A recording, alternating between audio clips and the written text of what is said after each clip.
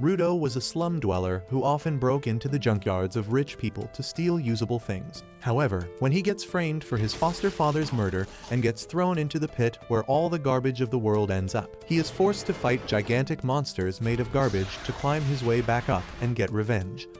The world is divided into two parts. On one side, there is the pristine city with rich people living their best lives, and on the other side, there are the slums where people like him belong. The only constant is the pit, where all garbage ends up, including criminals. The rich people who live in the city casually throw away even slightly damaged items without hesitation, like the woman who tells her daughter to throw away the puppy toy she just bought because it got damaged. She tells her that the toy will become ugly if they try to repair it, and they can just buy another one later.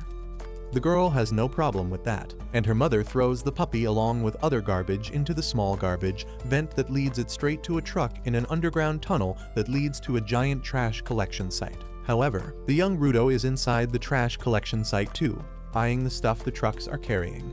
He sneaks into the trash collection site and enters one of the rooms, but unfortunately, one guard hears some sound coming from the room, and he immediately checks inside to find someone rummaging through the garbage. The guard barges inside the room with his gun pointed at the trash thief Rudo, calling him a disgusting degenerate who is threatening the beauty of the city by hoarding trash.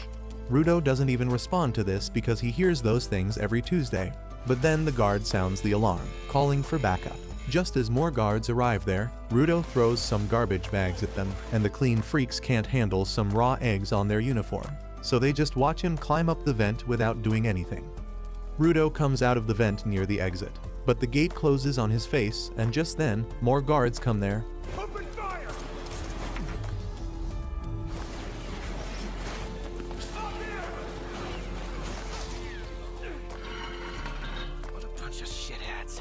Yeah, I'm the threat, assholes. The next day, the news about the garbage raider spreads through the city, with the people blaming the slum dwellers for it. On the other side of the wall, the slum dwellers know exactly whom to blame because it is not the first time Rudo has entered the trash collection sites. They think that he will be caught one day, and most of them actually hope that he does. Rudo doesn't care about them as he sets his shop to sell the repaired goods he found. When his friend Chiwa arrives there to lash out at him, she asks him why the hell does he take such a big risk just to scavenge through the trash of the city people. And he replies that those rich bastards don't even care about throwing perfectly usable things. He feels sorry for the things they throw out, so he retrieves them. And since he can get some money by selling them, it is even better. Chiwa seems to understand him, but just then, 3 boys arrive there, clenching their noses as they say that someone reeks of garbage here.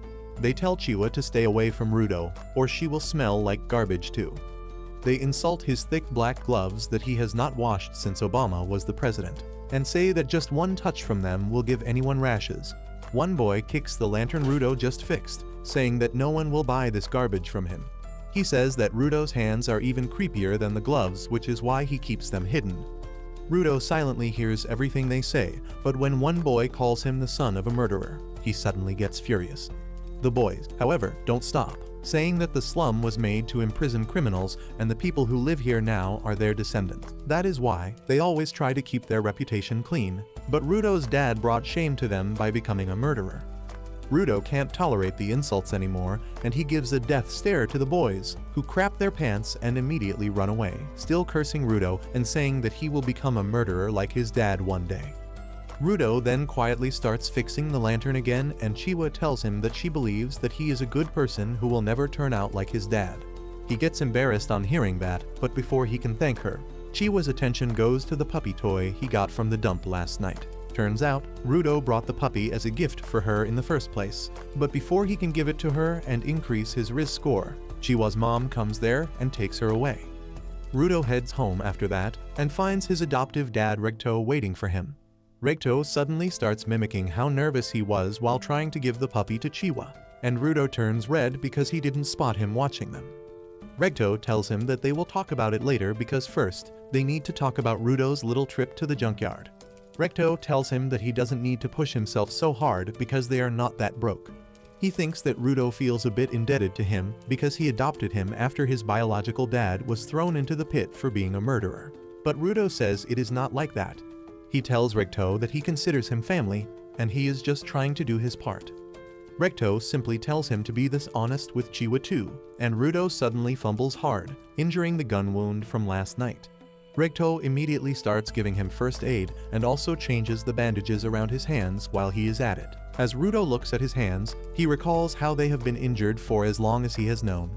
People always judged him for that, and sometimes his wounds started hurting like hell out of nowhere. Then one day, Recto gave him the black gloves that magically suppressed the pain. After Recto is done tending to Rudo's wounds, he tells him to confess to Chiwa soon or someone else might swoop her away, and while the two of them are bantering about it, a creepy masked guy listens to everything from the streets. The next day, Rudo finally works up courage to tell his feelings to Chiwa, and heads towards her home with the puppy. But on the way, he comes across a scene that is not really rare in the slums. At the edge of the slums, there is the pit, where all garbage and serious criminals are thrown. Today, another criminal is being thrown into the pit and Rudo can only watch the execution, wondering what happens to the people inside the pit. Just then, Chiwa comes there, saying that it is quite a brutal sight, and Rudo panics because he was not ready to meet her yet. Chiwa suddenly starts talking about the executions and other stuff, and then she tells Rudo that she doesn't want him to get thrown into the pit. She says that there might be a lot of stuff that shouldn't be thrown out as garbage, but it is not a good enough reason to risk his life. Rudo replies that Recto said the same thing and Chiwa says that it is because Recto loves him too. Rudo takes a second to process that Chiwa said that Recto loves him too, and his brain with 2 MB RAM understands that Chiwa means that she loves him. She gets flustered on realizing that her words could be interpreted that way, but Rudo has already lost his mind. He falls on the ground, clutching his face, and then gives the puppy toy to Chiwa, saying that she might not want it because it came from the garbage, but he thought the puppy would be happier with her. To his utter delight, Chiwa accepts the toy, saying that she will cherish it, and Rudo is happier than he has ever been. He jumps and dances on his way back home, thinking that he needs to boast about it to Rudo immediately. On the way, he bumps into some guards who don't even bother with him, but he is curious about why they are in the slums. Anyway, Rudo reaches home and starts telling Rudo about what happened just as he opened the door, but he is left aghast when he sees Rudo on the ground with a creepy masked man on top of him. The masked man turns around to take one look at Rudo before plunging his knife deeper into Rudo's body. Rudo loses his cool on seeing this and charges at the masked man, but he gets hit so hard that he doesn't even realize when he got knocked out. By the time Rudo comes to his senses, the masked murderer has finished his job. He picks up a book from the floor and heads outside, briefly glancing at Rudo who tries following him, but then he hears Rudo's voice. Rudo is still alive somehow, and with his dying breath, he tells Rudo to run away. Rudo immediately goes next to him, promising that he will get help, but Rudo just tells him to run away and change this shit heap of a world into something better. With that, Rudo's body falls limp and Rudo can't process what is happening. Just then, the soldiers arrive there and they zap Rudo, believing him to be the murderer. They pin him to the ground as they tell him that he is being arrested for murder, and Rudo tells them that it was not him. The guards tell him that nothing he says matters anymore because they caught him red-handed. He keeps trying to tell them that the real murderer has just left the house and they can still catch him, but the guards don't even want to listen to him, so they just knock him out using the traditional method of punching him in the head. Soon, Rudo is taken to the scaffold to be executed for his crimes. Everyone from the slums is present there to witness him being thrown into the pit, and even some high-profile people from the main city are there. The judge tells Rudo that murder is one of the greatest crimes one can commit, and even though he killed a mere slum dweller, the punishment will not be reduced. He declares Rudo to be killed by throwing him into the pit, and the people start cheering on hearing this. Rudo still can't believe this is happening to him, and he wishes for just one person to believe that he is not a murderer. His eyes scan through the crowd, and they stop at Chiwa. Rudo yells at her, saying that he did not kill Rudo. He asks her to find the culprit, but she just says that she trusted him, but he was not worthy of that. She says that he was a murderer's son in the end and drops the toy as she turns his back on him. Her betrayal hurts Rudo more than anything else, and he snaps at the people calling him human filth who deserves to be thrown into the pit. He says that they are the real filth here because they are just blobs of meat without a brain or a will. He swears that he will send them all to hell, when suddenly he notices that the murderer is among the crowd as well. However, he gets no chance to tell anyone about it as he is thrown off the edge. Rudo feels like he has been falling forever, and at one point, he loses consciousness. Luckily, all the garbage at the bottom of the pit breaks his landing, and when he wakes up, he is completely unharmed. He wonders what the hell is happening and how is he still alive, when the stench of the place suddenly hits him. Even the garbage thief is forced to block the smell, and then he notices the vast sea of garbage in front of him along with things that he doesn't recognize. Rudo wonders what the hell is this place when suddenly a giant shadow covers him. He turns around to see what is happening, and he can't believe his eyes when he sees a gigantic monster made out of garbage baring its fangs at him. Rudo's mind goes blank for a moment on seeing the monster, and he recalls how he always found it strange that everyone was so obsessed with sending garbage and human filth to the bottom of the pit. Yet no one ever cared about what actually happened to them below. They didn't even think about what else could be at the bottom, and that bothered him more than anything else. However, he quickly snaps out of it and starts running for his life as the gigantic monster starts approaching him. Things suddenly take a turn for worse as the monster roars loudly, and as a result, more monsters pop out from the garbage pile. They start chasing after Rudo, who runs as fast as he can, but it is all pointless because he soon gets trapped. He wonders what these monsters are and if they are really piles of junk that can move on their own. The monsters suddenly pounce on him, and he somehow dodges their attacks.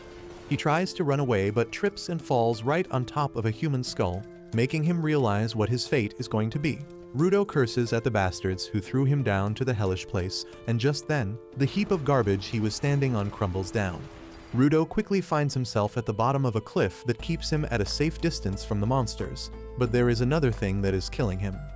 He realizes that the air of this place is literally poison, and if he breathes it for too long, his lungs will be torn apart. He covers his mouth and nose with his gloves, hoping to find a place to hide and recover. But then he suddenly realizes that a safe space might not even exist in this hell. He begins losing hope and suddenly pukes out blood, the sound of which attracts the monsters towards him again. Rudo falls on the ground, unable to move, and he almost accepts his fate when suddenly, Ricto's dying body pops up in his memories. A strange power suddenly surges through Rudo's hands, but he doesn't notice it. However, he feels his vision changing, and he starts seeing lights coming out from the garbage piles and from the iron pipe in front of him. Rudo crawls towards it, determined to stay alive because he has a reason to live. He grabs the iron pipe and gets up, declaring that he will return to the surface and get his revenge on the people who sent him here and on the bastard who killed his dad. Rage starts swelling up inside him, and the monsters sneak towards him using this chance. However, as one of them attacks him, Rudo simply hits it away with the iron pipe without even bothering to look at it. As a result of that attack, a can flies away and hits the umbrella of another resident of the pit, who is surprised that someone who can fight against the monsters has arrived here. Meanwhile, Rudo has gone batshit crazy while fighting the monsters. He doesn't care about the poisonous air or the blood flowing down his nose as he keeps jumping around. And even getting slammed into the huge rocks at great speed doesn't seem to do much damage to him. A monster crushes the rock he was stuck on, burying him in rubble, but Rudo gets out and pulls a pole along with him. He swings it with full strength, dealing great damage to the monster, but then suddenly, another monster emerges from right underneath him. Rudo somehow jumps away from its jaws, but then the results of breathing in the poisonous air finally hit him. He begins spewing blood again, and the monsters use this chance to creep up on him. Luckily, his mysterious power rises once again, giving him the strength and madness to stand in his position even as two monsters attack him at the same time. Rudo comes out of the collision safely and uses a metal sheet to cut the skull of the first monster. He then attacks the second monster, slashing it in half and causing it to explode. He takes a break after that, but then another gigantic monster begins walking towards him. The moment Rudo sees it, he decides to run away and regain his strength, but the monster stomps on the ground with its full strength, releasing a shockwave that blows him away. However, as Rudo opens his eyes, he is shocked to see a guy wearing a creepy mask standing on top of him. He wonders who is this guy and where did he come from, but the man suddenly lifts him up and kicks him ahead. Rudo coughs up some blood and is about to throw hands when the guy suddenly puts a gas mask on his face, allowing him to breathe again.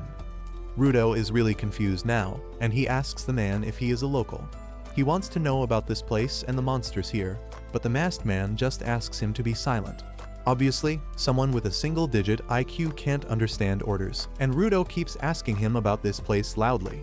The masked man once again whispers at him to shut up, but Rudo tells him to speak more clearly. He asks if they are underground, and the masked man finally snaps at this. He forgets his own advice and yells at Rudo, telling him that they are not underground but above the surface, and it is the fault of the people living at the top for turning this place into a hellhole. He then tells Rudo that the giant monsters made out of trash are attracted to sound, and thanks to him not shutting up, they have noticed him now. The masked man says that the trash beasts can't be defeated with ordinary weapons, so their best choice was to sneak away silently, but they can't do it anymore. One monster reaches behind them by this point, and the masked man decides to deal with it before anything else. A golden energy suddenly emerges from his arm and coats his umbrella, transforming it into a weapon. The monster attacks them, but the masked man simply swirls his umbrella in its face, using it like a handheld blender to grind away the monster. The monster's pieces fall away everywhere, and they suddenly turn to dust. Rudo was already surprised by the strange power-up, but now he is even more curious about the monsters not regenerating after being hit by this attack. Just then, a huge horde of monsters arrive there, but the masked guy is confident that he can deal with all of them. He dashes towards the monsters, quickly blowing them up with his bladed umbrella, and then jumps up, using his umbrella as a parachute. Rudo wonders if this is some kind of technology the people in the pit use, or if it is unique to the masked man. Meanwhile, the masked man drifts in front of the last remaining giant monster, who suddenly spits a ball of acid at him. He blocks and scatters the acid with his umbrella, and the acid violently explodes on hitting the garbage patches. The masked man then uses the monster's head as a base to jump up higher, and after that, he pours more energy into his umbrella, increasing its size and destructive power. He dives towards the monster's head with that, cutting through him and the ground as well. Once that is done, the masked man heads back to Rudo, who asks him who the hell is he. The man removes his mask and introduces himself as Injin, a simple cleaner, but the very next moment, the sick air makes him regret his decision. Injin curses Rudo for making him take off his mask, and then suddenly, Rudo collapses. While he is unconscious, he dreams of an incident from his childhood. He had returned home after being bullied and pushed into the sewer by the other boys because he told them that objects are alive, and they didn't believe him. Recto asked him if he hit the boys back, and Rudo replied that he did not. He asked Recto if he was really telling the truth when he said that when an object is treated with care, a soul will eventually come to inhabit it. As Recto cleaned him up, he said that the story was just an old legend to make people cherish what they had, but personally, he liked to believe that everything had a soul. Rudo grew increasingly curious on hearing this and asked if the things around their house had a soul too, including his gloves. Recto just replied that if he treats them with care, they would have a soul one day. Rudo suddenly wakes up from his dream with that, and he finds himself chained and being dragged by Injin. Rudo curses him, telling him to let him free, but Injin says that he is just taking him to a safe place. Rudo doesn't care about that anymore because he wants to go back up to get his revenge, but those words make Injin stop in his tracks. He tells Rudo that it is impossible to climb back up to the place they call the sphere, which is basically in the sky, and it is constantly on the move. He then resumes dragging Rudo, saying that getting back is not possible now, and he should just calm down and accept his new situation. Rudo, however, refuses to give up, saying that he will get back to the sphere at all costs. He believes that Injin knows the way to go there but is hiding it from him, and he yells at him to tell him everything he knows or he will keep shouting till more monsters come. Injin is pissed at this, and he tells Rudo that he will tell him exactly what kind of place this is. He starts dragging him even more carelessly and finally takes him to a clearing in a canyon that is 100 times cleaner than the surroundings. Injin drops him there, telling him to have fun as he quickly leaves. Rudo curses him to at least free him, but Injin goes away without saying anything. Suddenly, a bunch of men wearing gas masks come out of the trucks, and they start heading towards Rudo. He wonders if they are the inhabitants of this place, and the people are also incredibly curious about him. Judging by his clothes, they wonder if he is from the sphere, and they creepily approach him with their questions. Rudo nervously tells them that he fell from the sphere, and the men suddenly throw away their masks. They seem really excited to see a living sphere dweller with them because they always found their dead bodies in the past. They get overly curious and begin examining Rudo's face, and he immediately moves away from them. The men tell him that they mean no harm and start untying him, which makes him think that they are much nicer than Injin. However, it all turns out to be a trap, and soon, Rudo finds himself chained really tightly inside a truck. He wonders what the hell is happening, but the men outside talk about how lucky they are to get a real living spherite because he will definitely fetch an enormous amount. They talk about how people pay crazy money for the body parts and clothes of the dead spherites, and finding a rare one will drive them crazy. The leader of the men then tells Rudo that the reason people are willing to pay such a huge amount of money for spherites is because they hate them. He curses the people living in the sphere who dumped all their waste on the planet until it piled up, poisoning the air and creating monsters. The people who died from the monsters or lost their homes because of the toxic air and land bear deep grudges against the spherites, and once they find a live one, they will go medieval on his. The leader then decides to feed Rudo something to welcome him to the surface, and that food is rotten meat and other spoiled things. He keeps mocking him throughout, saying that spherites like him don't even touch garbage, so he can't possibly digest food like this. However, as he tries to shove a piece of meat down Rudo's throat, the man makes the biggest mistake of his life. Rudo suddenly bites his fingers, tearing out the flesh from them and chewing it up along with the rotten stuff he ate earlier. He then starts eating the rotten food, saying that it is not trash because it is still perfectly edible. The man crap their pants because they have never seen a beast like this, but that is just the beginning. Rudo is mad at everyone for labeling things as trash and unworthy of being used, and he is no longer going to take it sitting down. His power manifests again, and he breaks free from his chains. He jumps outside and releases his energy onto the ground, lifting the objects around him. Injin watches everything from a distance, and he is really pleased to see that Rudo turned out to be a giver, a person who can give life to objects and draw out their power, just like him. Meanwhile, on the ground, Rudo thinks about Ricto's words that treating objects with care makes them alive, and they treat their humans with care too. He throws away his mask and grabs the chain used to tie him, infusing it with life and turning it into a weapon. The men rush towards him, but Rudo just hits the ground with his chain, forcing them to retreat. Their leader tells them to target the chain because a giver is useless without their object, and his men succeed in disarming Rudo quickly. However, to their utter shock and Injin's utter delight, Rudo picks up a tire and turns it into a weapon too, which is too rare even for powerful givers. He makes quick work of the men and then moves on to their leader, who keeps cursing him while crapping his pants. But just as Rudo is about to strike him, Injin comes there and stops him. Rudo suddenly snaps out of his frenzy, and his power dies down. The tire he was using suddenly turns to dust, and Rudo gets a nosebleed as he tries to figure out exactly what he did just now. Injin says that using his power so recklessly is bound to tire his body. He then apologizes for testing Rudo like this, but he wanted to make sure of his powers.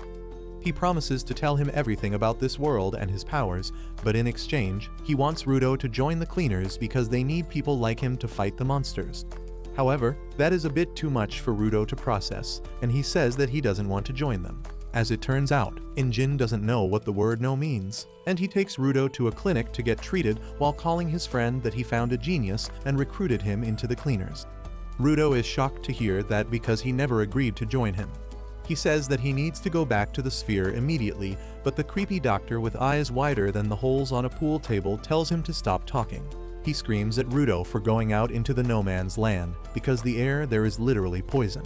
He calls him an idiot sandwich for getting kidnapped on top of that, and tells him to thank Injin who rescued him from 2 horrible fates in one day. Rudo curses Injin in his mind, and then the doctor, who turns out to be an old woman and gets offended when Rudo calls him an old man. Once she is done with the treatment, she kicks Rudo and Injin out. Outside, Rudo thanks Injin for paying for his treatment, and tells him that he just needs information on how to get back. He says that he doesn't have any time to become a cleaner or whatever is it that he calls himself. But Injin replies that he hoped that being kidnapped would teach him how spherites are treated down here. He tells Rudo that if anyone finds out that he is from the sphere, he will regret being born, and moreover, he cannot find any information for free here. Injin then leads him to a desolate dystopian city, but it is a lot better than the filthy world outside. He even treats Rudo to a burger, and he gulps it down without holding back because he puked out all the rotten meat he ate a while back. He used to think that the bottom of the pit would be filled with nothing but garbage. But there are cities here with people living in them. He notices a girl going inside the store and starts staring at her, but then Injin decides to give him a lesson about the surface. He says that garbage isn't the only thing that builds up here, as emotions also build up in the form of an energy called anima. The trash beasts are one of the ways in which anima manifests itself, and though they mostly stick to the garbage dumps, they sometimes attack the cities as well. He says that normal weapons can't hurt the trash beasts because their cores are made of anima, but Rudo's gloves can. Rudo is surprised to hear this, and Injin tells him that when an object is treated with care for a long time, anima gathers inside it as well, and they call such objects vital instruments. Vital instruments can destroy the cores of trash beasts, but not everyone can draw out the power inside of them. Injin says that people like them who can draw out that power are called givers, and their organization, the Cleaners, is full of givers who exterminate trash beasts.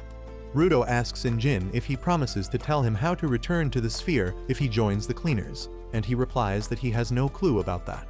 Rudo lashes out at him for deceiving him, and Injin reminds that he never said that he knew how to send him back. However, he claims that his boss is really wise, and he might be able to help Rudo in his quest to return home. Rudo is pissed because now he needs to meet Injin's boss before making a decision, but then Injin asks him about the gloves. Rudo tells him that his dad gave them to him, and they are the only thing to remember him by. Injin now understands why he cares so much about the worn-out gloves, and he tells Rudo to treat them with care because they have a strong soul in them. Rudo gets emotional because everyone else always mocked him for his gloves, but then Injin gets a message and decides to meet a work friend. Rudo suddenly gets up and thanks him for everything, and in return, Injin throws a pouch of money at him, telling him to be careful how he spends it. Rudo can't believe he is giving him money on top of everything he has already done for him, but Injin tells him that it is no big deal because he got the money by selling his clothes. That is how he was able to get him treated and fed, so he doesn't even need to thank him for it. Rudo goes ballistic on hearing this, but Injin tells him that he couldn't go around the city wearing clothes from the sphere anyway. He says that he is going to meet his trainer now, and tells him to wait here patiently. Rudo is really furious at him, but then he notices a cat taking his money and running away. He gives chase immediately but can't reach the cat. Luckily, he spots a crescent moon-shaped stick on the street, and immediately takes it with him, using it to stop the cat. Just as he manages to pin the cat down, the staff's owner comes there, and he is pissed at Rudo for trying to steal his precious staff. Rudo asks him what is precious about this stupid piece of wood, and the man gets even more angry at this. He quickly takes back his stick and then pushes Rudo away, telling him that he will pay for his crimes. Before that, the man starts getting freaky with his staff, and Rudo is utterly confused by that. Just then, he sees the symbol of Cleaners that was on Injin's umbrella, and realizes that the guy in front of him is also a cleaner. The guy activates the power of his staff and turns it into a weapon, attacking Rudo with it. However, he misses on purpose because Injin had already told him about Rudo. He then introduces himself as Zanka, the guy who will be in charge of his training on Injin's request. He says that he never thought he would have to teach a brat that he should not steal from others, and Rudo tells him that he was just borrowing the stick to get his money back. Zanka says that his father must have not raised him right, and Rudo gets really pissed because he can't tolerate anyone insulting Recto. However, as he thinks of Recto, he remembers that he once told him that if he wants someone to listen to him, he should take the first step back from a fight and try to understand how the other person feels. Following those words, Rudo thinks that Zanka has the right to be mad because took his treasure from him suddenly. He feels that he would be mad if someone took his gloves even by mistake and realizes that it was his fault. He apologizes to Zanka for it, and the man calms down equally fast as well. He tells Rudo that it is all good since he returned the staff, and he should have tried to react more calmly as well. Well, Rudo is completely bamboozled by the sudden change in his personality, and also because this is the first time he has managed to diffuse a stressful situation just by talking. He keeps thinking that Recto was right about more things than he thought, and then Zanka helps him back on his feet. He asks him about his vital instrument and what he can do with it. Rudo tells him that his vital instruments are probably his gloves, but he doesn't know about their ability yet. Zanka examines his gloves and remarks that they are really cool, but Rudo is still marveling at how different he seems now. He suddenly realizes that it must be because he is smiling now, and Recto always told him to smile if he wanted to make friends. Unfortunately, Rudo has never smiled before, and he would need a gym trainer to teach him how to use his face muscles properly. Even more unfortunately, he doesn't know that, and he makes his best effort to copy a human smile, but ends up giving the most horrifying expression Zanka has ever seen on a human face. He crashes out at Rudo again, asking what kind of face is he making. He asks him if he is mocking him with that face, and Rudo asks him why is he mad this time because this was the best smile he could give. Zanka tells him that even a blind guy could tell that it was not a smile, so Rudo decides to close his eyes and lips to make it appear more natural. He appears less creepy this time, but that is not enough to stop Zanka from being pissed. He thinks that Rudo is overconfident because Injin called him a genius, and now he is mocking him. He says that he can never achieve his goals if he keeps fooling around like this, but that was one line he should have not crossed. Rudo thinks about his goal to return to the sphere and change it as per Ricto's last wishes, and he tells Zanka that he is dead serious about them. He tells him to stop insulting him, and Zanka draws his weapon out again, saying that they are not going to get along well. Rudo agrees with him and pulls out a metal rod from the garbage bin nearby, awakening its power. Zanka is shocked to see him use a random object as his vital instrument, and he realizes why Injin called him a genius. However, he is still confident that if Rudo has just natural talent, he won't be able to beat a mediocre person like him who has worked hard to reach this level. Rudo doesn't even notice that the taunt was a distraction till Zanka's staff falls right in front of him, missing him by a couple of inches. He is forced to dodge and run away as Zanka goes on the offensive and quickly pins him to the ground. Zanka is satisfied with his victory, but then he notices something on his face. He wipes it off and then smells it out of curiosity, only to find that it is poop. He freaks out as he realizes that the metal rod that Rudo picked up was a part of a toilet plunger.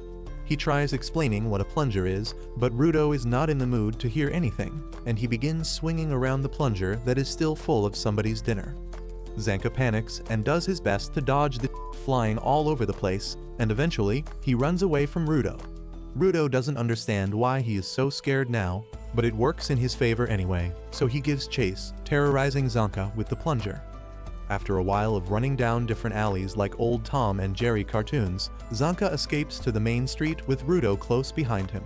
Suddenly, a cat trips Zanka, and he loses his balance, giving Rudo the chance to close the gap. He jumps up high, swinging the plunger with full strength at the petrified Zanka. He gets hit by a barrage of flying poop that knocks him out cold, and after a while, Injin arrives there to check up on them. He asks Rudo if he met his new teacher already, and he just points towards Zanka, who is lying on top of a garbage pile and spazzing out like crazy. Injin helps him get clean and gives him a ride, but he can't stop laughing about how Zanka got done in by poop. Rudo is also traumatized on learning the truth about the weapon he was swinging around on the streets, and then Injin tells him that Zanka is a spoiled kid, and he never expected someone to deal with him like this. Rudo can only stare at the mortified Zanka when he notices a pair of boots in the back seat of the car. Injin then tells Rudo that their first may have not been the best, but Zanka is going to be his teacher from now on. He praises him, saying that he is the most skilled trainer when it comes to handling vital instruments.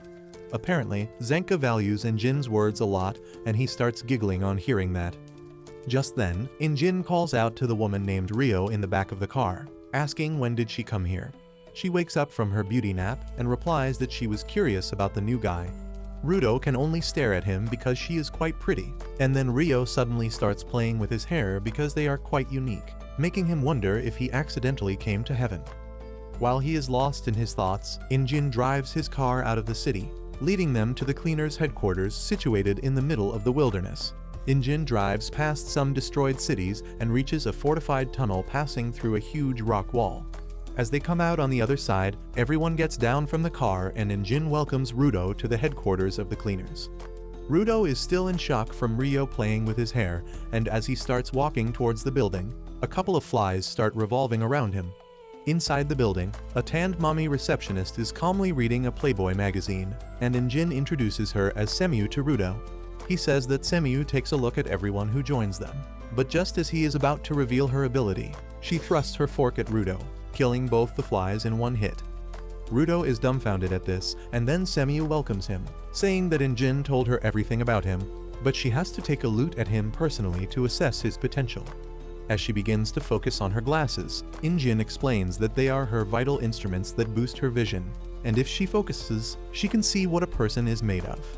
This is news to Rudo, but he doesn't have much time to think about it as Semiyu awakens the power of her glasses and looks into his potential. She is shocked by what she sees and quickly turns off her ability. When Injin asks her what she saw, she tells him that Rudo is already athletic, so he doesn't need training in that matter. And he also has a good relationship with his vital instrument, though he needs some training to use it properly.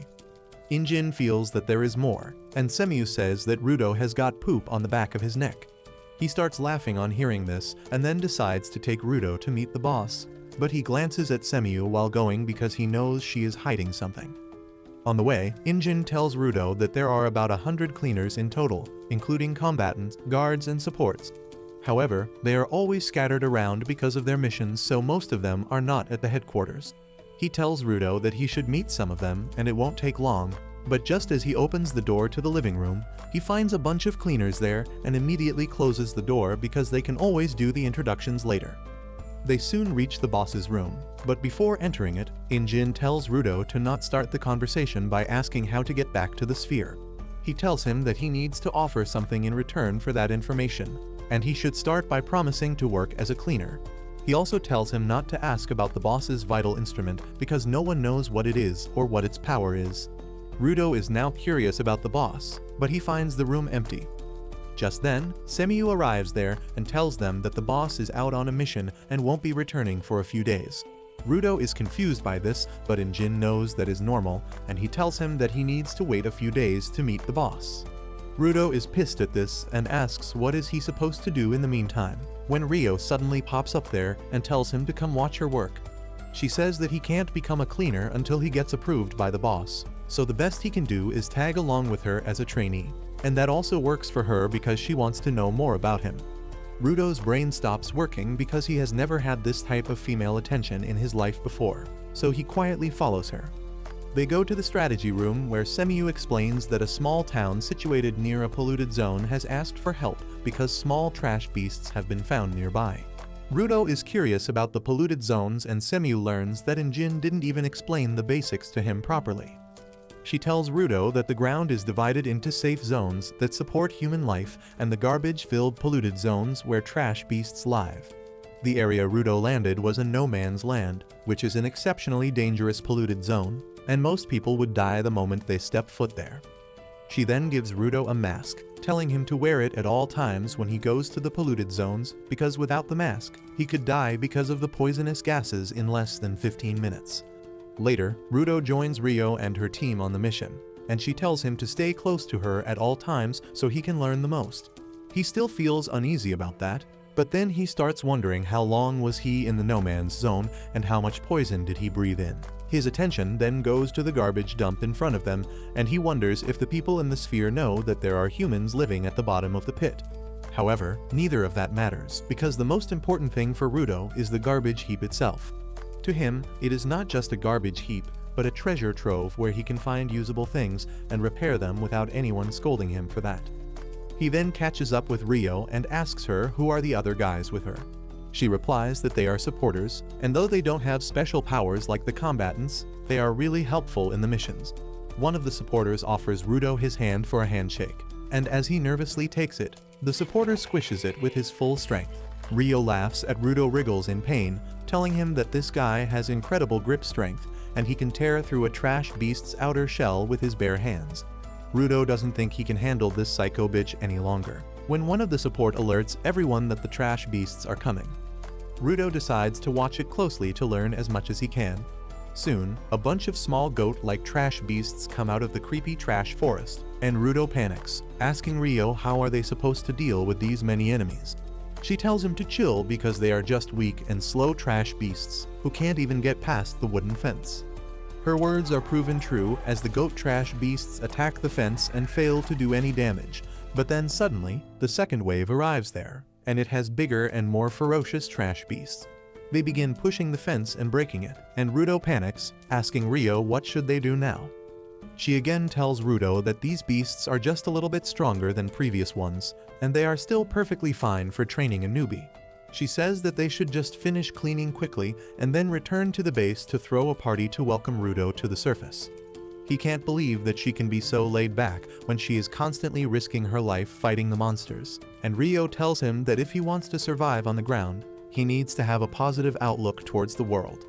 Rudo suddenly realizes that Jin is the same too, and he feels that this is what he has been lacking.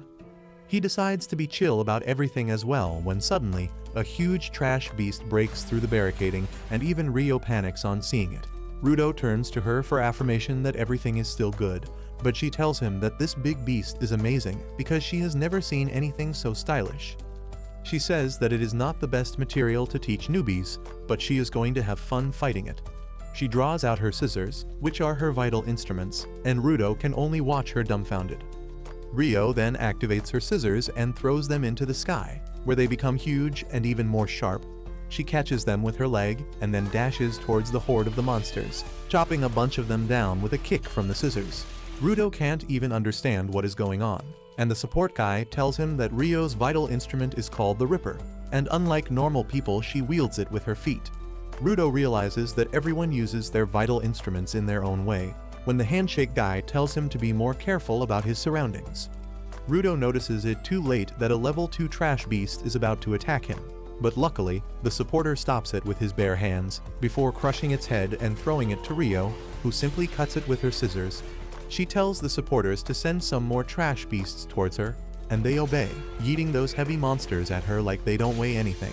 By the time Rudo processes all this and learns that this is how the cleaners fight, Rio has cleaned up all the small fries and only the boss monster is left now. The supporters decide to disable any small trash beasts that can interfere in her fight and scatter, but then Rudo notices that one of the disabled beasts is awake, and it trips a supporter. It then jumps on him, and the man can't get out of its way in time.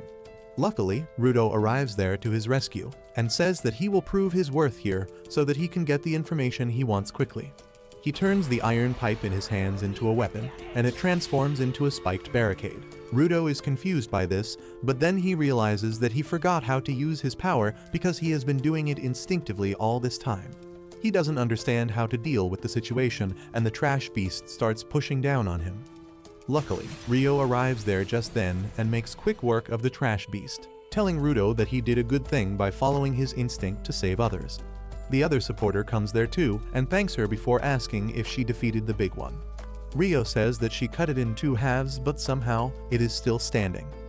She doesn't understand how it could survive her attack when she is sure that she hit its core, but she decides to chop it up into small parts so that it becomes useless. The supporters decide to log information about a new type of trash beast that is immune to vital instruments, and they leave to warn the nearby towns about it. On the other hand, Rio dashes towards the giant beast and Rudo is left hanging in the middle because no one is telling him what to do. Meanwhile, Rio jumps at the trash beast and lands on its face before jumping over to its head and chopping off all the pipes protruding out of there. After turning the monster bald, she notices something glowing under her feet, and she realizes that it must be the core that the monster is trying to hide. However, before she can attack that, the trash beast starts moving violently enough to throw her away. It then reattaches the pipes back to its head and starts banging its jaw on the ground with great intensity. Rio still hangs on to it somehow, but the beast suddenly directs his attack towards Rudo and the supporters. Rudo just freezes as he sees the metal pipes coming towards him, but luckily, he doesn't take a direct hit.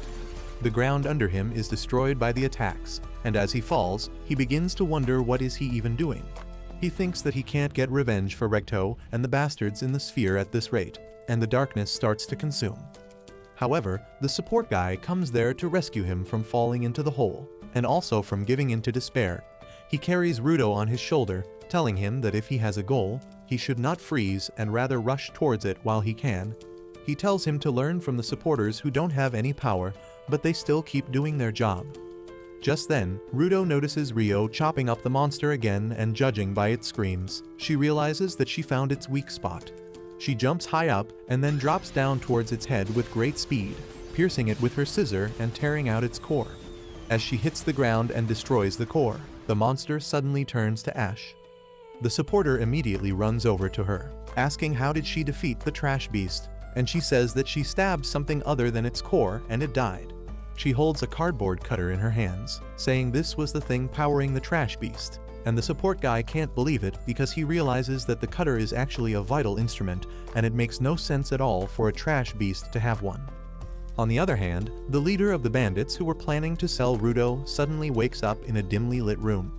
He wonders where is he, when suddenly, the guy sitting on the sofa in front of him asks him the location of the kid from the sphere he mentioned in his sleep.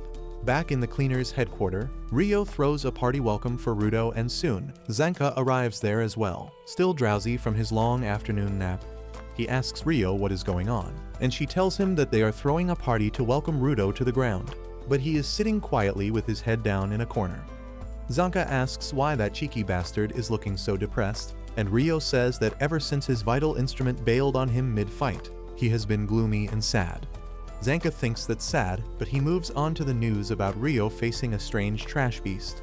She affirms, telling him that instead of having a core made of anima, the trash beast had a vital instrument as its core, and nothing could have prepared them for such a discovery. Rio says that since she couldn't do anything about it anyway, she decided to leave it to people above her pay grade and came back to throw a party instead. Meanwhile, Rudo is still sulking when the leader of the support team arrives there to talk with him. He introduces himself as Gris, and then tells Rudo that he did great yesterday. Rudo thinks that he did nothing at all, but Gris reminds him that he protected another supporter from a trash beast. Rudo says that even though he managed that, he couldn't use his power properly after that, and needed to be rescued by Gris and Rio. He feels frustrated because even on the sphere, he used to lose control all the time, and Ricto had to cover his ass later. Rudo feels that he is a total failure who can never live up to anyone's expectations, but then Gris suddenly thanks him, disrupting his chain of thoughts completely. He says that most newbie cleaners think of supporters as losers without real powers, but Rudo was different. Gris then talks about Follow, the guy whom Rudo saved. He joined the cleaners to become a combatant, but since he doesn't have a vital instrument right now, he is working as a supporter while treasuring an object, hoping it can become his weapon someday. Gris tells Rudo that he shouldn't think too much about getting stronger or fulfilling the expectations of others. He asks him what is the thing that he always wanted, even before things got bad in the sphere. Rudo starts thinking deeply about it, and Gris tells him that if he can find the thing that awakened the fire within his soul in the first place, he would be able to find his way. He then pats Rudo's head, telling him to believe in himself. Rudo gets emotional at this, but just then, Injin comes there and leans on him, spoiling the emotional mood. He asks Rudo why is he not eating anything, and then Rio and Zanka also come there. Everyone tells Rudo to join the party because he is the star of tonight, and also because the food won't last long at this rate. Rudo is deeply moved on seeing that everyone cares about him, and he follows them. As they are all eating, a guy suddenly plays some music and picks up some cans of paint. He starts spraying the wall, and Injin tells him to watch the guy called Gob carefully, because he does what he wants without caring for others. While Gob draws his art piece on the wall, everyone else complains, telling him to wait till they are done eating, but as told earlier, he doesn't give a shit. Meanwhile, on the ground floor, Mommy Semiu gets back to her desk, and she can predict that a call is going to come any minute. She picks up the phone the same second it starts ringing, and receives a request. She summons Zanka and a team of supporters to fulfill that request. But Zanka asks her what is Rudo doing with the group when he has not been officially admitted to the cleaners. Semiu tells him that the request they received is relevant to Rudo. She explains that the request is from a merchant who got attacked by a trash beast as he was crossing a polluted zone. He escaped with his life, but his precious cargo was stolen, and now he wants them to defeat the trash beast and retrieve the cargo. This is the part where Rudo is needed, because the cargo is a living spherite. Everyone is shocked to hear this, and Semiu says that it is really rare to see two living spherites on the surface at the same time, which means something odd is going on, and she wants Rudo to take a loot at it himself. Rudo starts thinking about it, and Gris tells him to control his feelings before making a decision. Rudo knows that he can't use his power properly, and that can make him a burden to the team, but he still wants to see the other spherite because it may give him a hint to return to the surface. He decides to tag along, and Zanka is not really pleased by this, but Semiu knows exactly how to get him to agree to everything. She says that this quest was initially meant for Injin, but he is busy with another request at the moment, and he said that he trusts Zanka to do it. That is enough to turn on the #1 Injin fanboy, and he cheerfully leads his group through the polluted zone. On the way, Rudo asks Gris if he doesn't carry a weapon, and he replies that he has a knife, but he trusts his hands more than that. One of the supporters tells Rudo that Gris actually has a talisman he prays a lot to, and he gets embarrassed that his secret is out.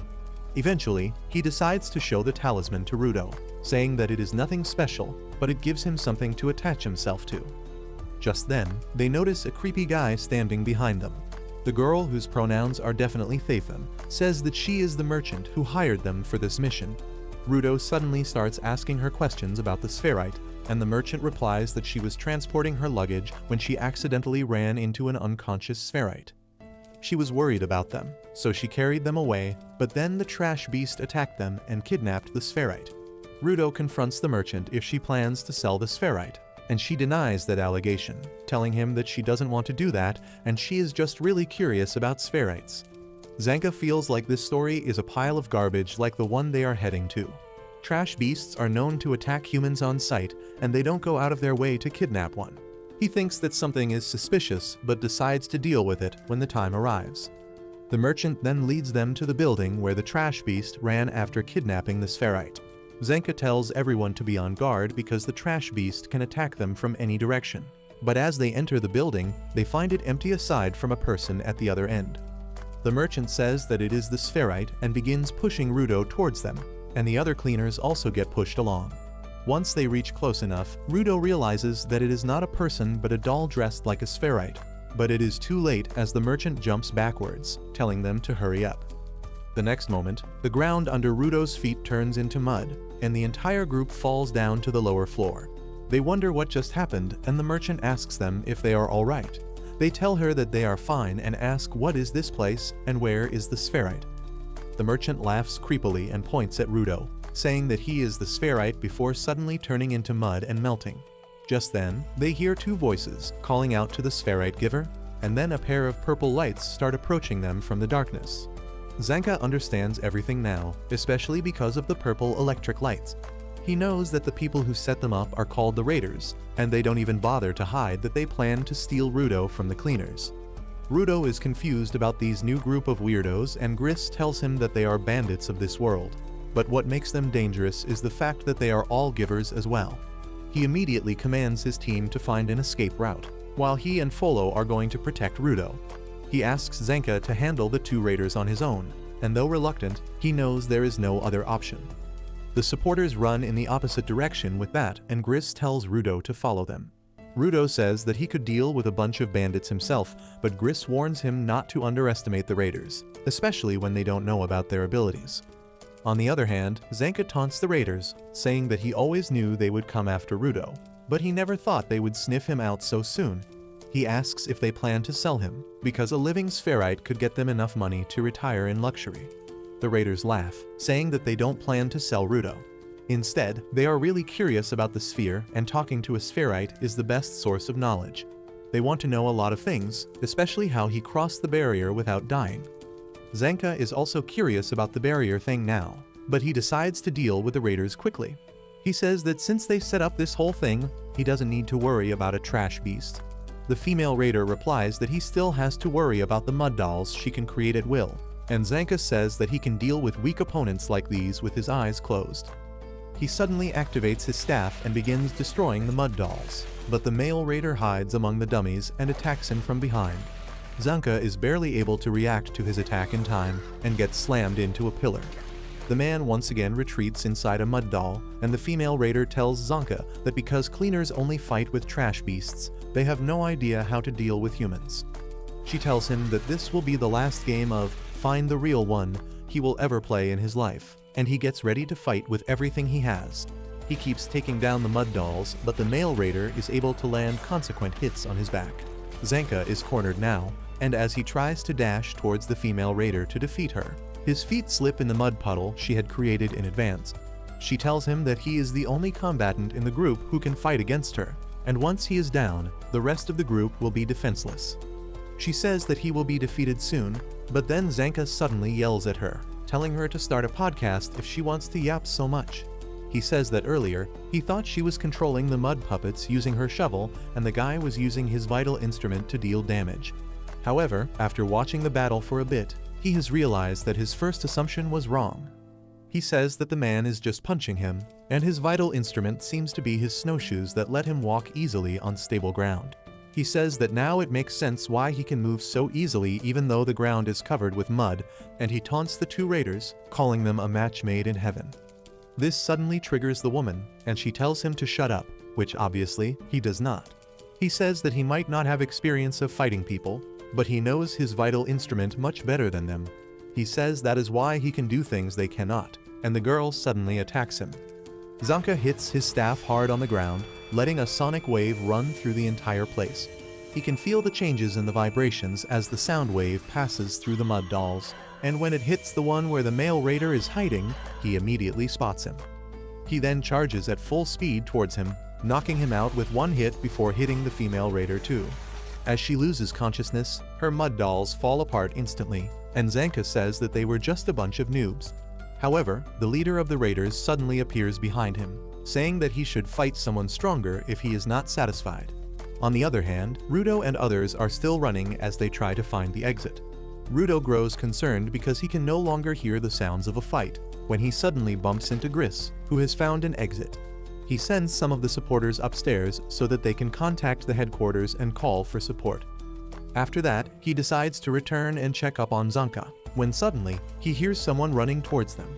Gris thinks that it is Zanka who finished his fight, but to his surprise, the leader of the raiders comes there.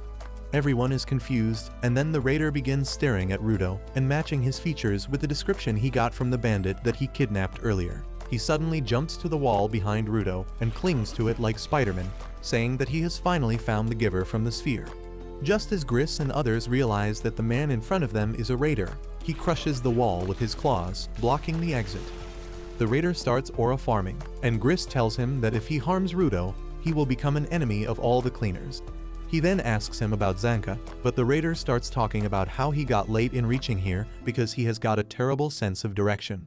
By the time he got here, the other guys were defeated, and he didn't like that because that was a waste of everyone's time.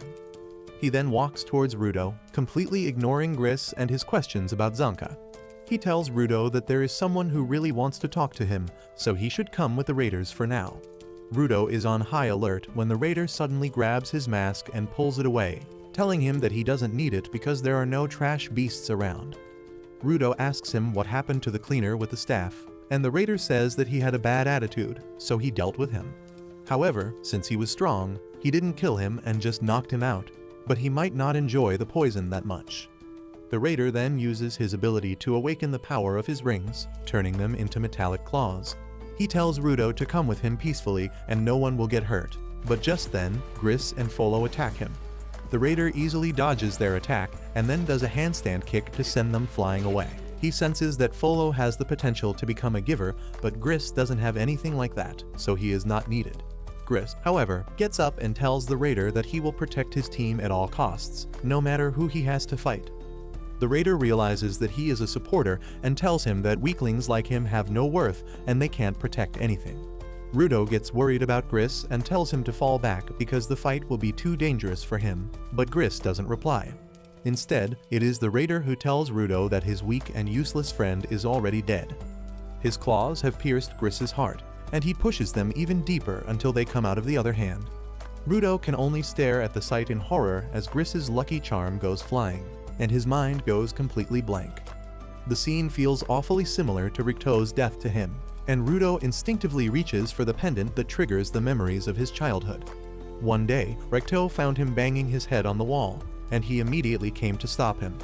He asked Rudo what the hell he was doing, and he blankly replied that Ricto had told him to stop hurting others, but he had never said a thing about not hurting himself. Ricto grew even more concerned at this because he thought that Rudo had become calmer after the pain in his hands was subdued. He asked him the reason behind his agitation and Rudo replied that there was none. He only had an unexplainable anger inside him whose cause he did not know, but Ricto knew what was up. He realized that Rudo felt that his parents abandoned him, which created a feeling of worthlessness in his heart, and that gave birth to this anger. Ricto told him that he needs a purpose in life to get over that feeling, or at least things that he likes. So he patched Rudo up and took him to experience different things, from books to games to cooking, but nothing really caught his attention that much. However, just as Recto was about to call it a day, Rudo saw a man throwing out garbage, and his curiosity woke up. He opened the gate that led to the main city and took out a mask from the garbage bag. Recto followed him out of concern, but then Rudo suddenly started crying because he could relate to the garbage. Recto asked him how does he feel right now, and Rudo told him that this mask is just a little broken and it should not be thrown out. He cried that it was unfair to throw it away when it still had so much life, and he wanted to fix it. Recto realized that this was more than the projection of Rudo's issues, and he could truly see the worth of the things that others threw away. Back to the present, the pendant turns into a vital instrument in Rudo's hands, and the raider is shocked by that. Gris, who is somehow still alive, realizes the truth about Rudo's powers now. He says that Rudo doesn't turn things into vital instruments, but he brings out their unused potential to life. With that, Rudo awakens the potential of the pendant, turning it into a creepy sentient weapon. The raider is truly amazed by that, and he starts drooling as he asks Rudo what does his vital instrument do. On the other hand, Folo puts Gris in a more comfortable position, but he is still in a very critical state. Rudo thanks Gris for showing him the path out of his depression, and tells him that without his help, he would still be stuck. However, now he knows what he should do, and he will start by kicking the raider's ass and proving that he was wrong about everything he just said. The raider likes his attitude and finally introduces himself as Jabber, saying that he likes nothing more than determined fighters and strong givers. He then attacks Rudo, and the two of them engage in a serious battle. On the other hand, Gris is still bleeding out and Folo is worried about him. However, Gris assures him that he will be alright. He then starts thinking about Rudo and says that he could not use his powers properly the last time because there were a lot of emotions that were clouding his true purpose. But this time, they don't have to worry about that. Meanwhile, Rudo is completely on the defensive, forcing Jabber to attack him and retreat when he can't find any opening. He tries to taunt Rudo into attacking him, but he simply asks him to attack him if he dares. Jabber tells him to be a bit more cheerful and enjoy the fight as he charges at him again, but Rudo just dodges his attack. Jabber attacks him again, and this time too, Rudo just dodges effortlessly. Jabber soon realizes that his attacks can't even hit Rudo, who explains that it is because of Gris's pendant. Gris prayed to the talisman that everyone should return safe from their missions, and that means it is a vital instrument that focuses on defense. Jabber gets that it increases the guaranteed dodge rate, but he tells Rudo that he can't fight back with this vital instrument. Rudo tells him that there is no need for that, confusing the raider. He explains that he has dodged everything without even moving from his place, and it is Jabber who keeps on moving around, so he can predict where he is going to move next. Jabber doesn't really care about his yapping, and he lunges at Rudo again. However, this time, Rudo uses another ability of his weapon that changes Jabber's trajectory by a little bit, but that is enough to completely throw him out of the loop. Rudo says that he can't use the talisman to attack, but he can use his fists, and then rocks Jabber's world with a strong punch to his face. Jabber turns out to be a pain enjoyer, and he is glad that Rudo finally attacked him. He complains that it is unfair that the game is rigged against him, but Rudo doesn't feel any guilt in using his vital instrument to pummel him after disturbing his balance. Jabber decides to change his strategy and attacks Rudo from behind, but the talisman still breaks his momentum and gives Rudo the chance to land a devastating blow to his gut. Jabber changes his fight pattern once again after that, damaging the surroundings to create a dust cloud that blocks Rudo's vision instead. Rudo is on high alert now, and then suddenly, a stone brick comes flying at him. He dodges it thanks to the talisman's power, but then Jabber cuts a pillar and sends more bricks towards him. Rudo dodges all of them, and just then, Jabber attacks him from his blind spot. Luckily, the talisman is ready for that, and it disturbs his movement again, letting Rudo smash him to the ground. Jabber gets back and decides to unleash his full speed, but even that is not enough to beat Rudo, who has unlocked Ultra Instinct thanks to the talisman, and he can beat Jabber whenever he gets close to him. He completely beats the out of him and forces him to use a wall to support his body. But Jabber starts laughing because he has not received this high-quality beating in a long time. He then tells Rudo that it is a good thing that he got to enjoy attacking him, because he will not be able to do it any longer. By now, Jabber has figured out that the talisman detects any attacks with hostile intent and moves them out of Rudo's way, keeping him safe. But when he sent the rubble towards him through the smoke, he found that the talisman doesn't react to that at all. Rudo doesn't get why is he yapping about that all of a sudden, and then Jabber tells him that his right claw has a powerful neurotoxin. He suddenly stabs himself with his claw, and Rudo gets even more confused about his motives. Jabber tells him that he will now lose consciousness and then rampage randomly, and he is sure that Rudo's talisman won't count that as hostile intent. He asks him to dodge that and then gradually falls asleep. Rudo can only watch him with disgust and shock, but then Jabber suddenly wakes up, and true to his words, he starts attacking indiscriminately. Jabber goes into berserk mode as he gets up while still being unconscious and lets out an eardrum-shattering howl. Rudo can only watch him in shock as Jabber suddenly dashes towards him while spinning rapidly and destroying everything in his path. Rudo somehow dodges the attack, and he can't understand how Jabber can be so strong even in this state. Suddenly, he notices that Folo and Gris are not too far away from their location, and if Jabber turns towards them, they both will die. So Rudo runs in the opposite direction to lure Jabber, and his gamble works. The berserk Jabber attacks him, and Rudo tries to use the talisman's power to stop him. However, that doesn't happen as he planned, and he has to block the attack himself before throwing the berserker away with a judo move. Despite breaking the concrete floor with his head, Jabber is still as blood-crazed as before, and Rudo thinks that battlefield experience and determination can make people do the unthinkable. However, an alternative idea suddenly springs in his mind, and he thinks that Jabber might be a masochist. He remembers the time when he used to get beat up by bullies on the sphere, but he didn't fight back because Ricto told him not to. The boys asked him if he was a masochist, but he didn't know what it meant that time, so he went back home and asked Ricto about it. Now that he knows that masochists are psychos who get off on pain, he thinks that if Jabber really is one of them, he doesn't know how to stop him. Anyway, Jabber charges at him with mindless fury, and Rudo can only try to dodge his attacks. He keeps running backwards as he attempts to block and evade the attacks, but Jabber is too strong for him. He manages to get past his defenses, but just as his claws are about to slash him, Zanka's staff comes flying there and pins him to the ground. Rudo recognizes the staff, and just then, Zanka comes there, struggling to stand upright, but determined to get even with the bastard who left their fight without even defeating him fully.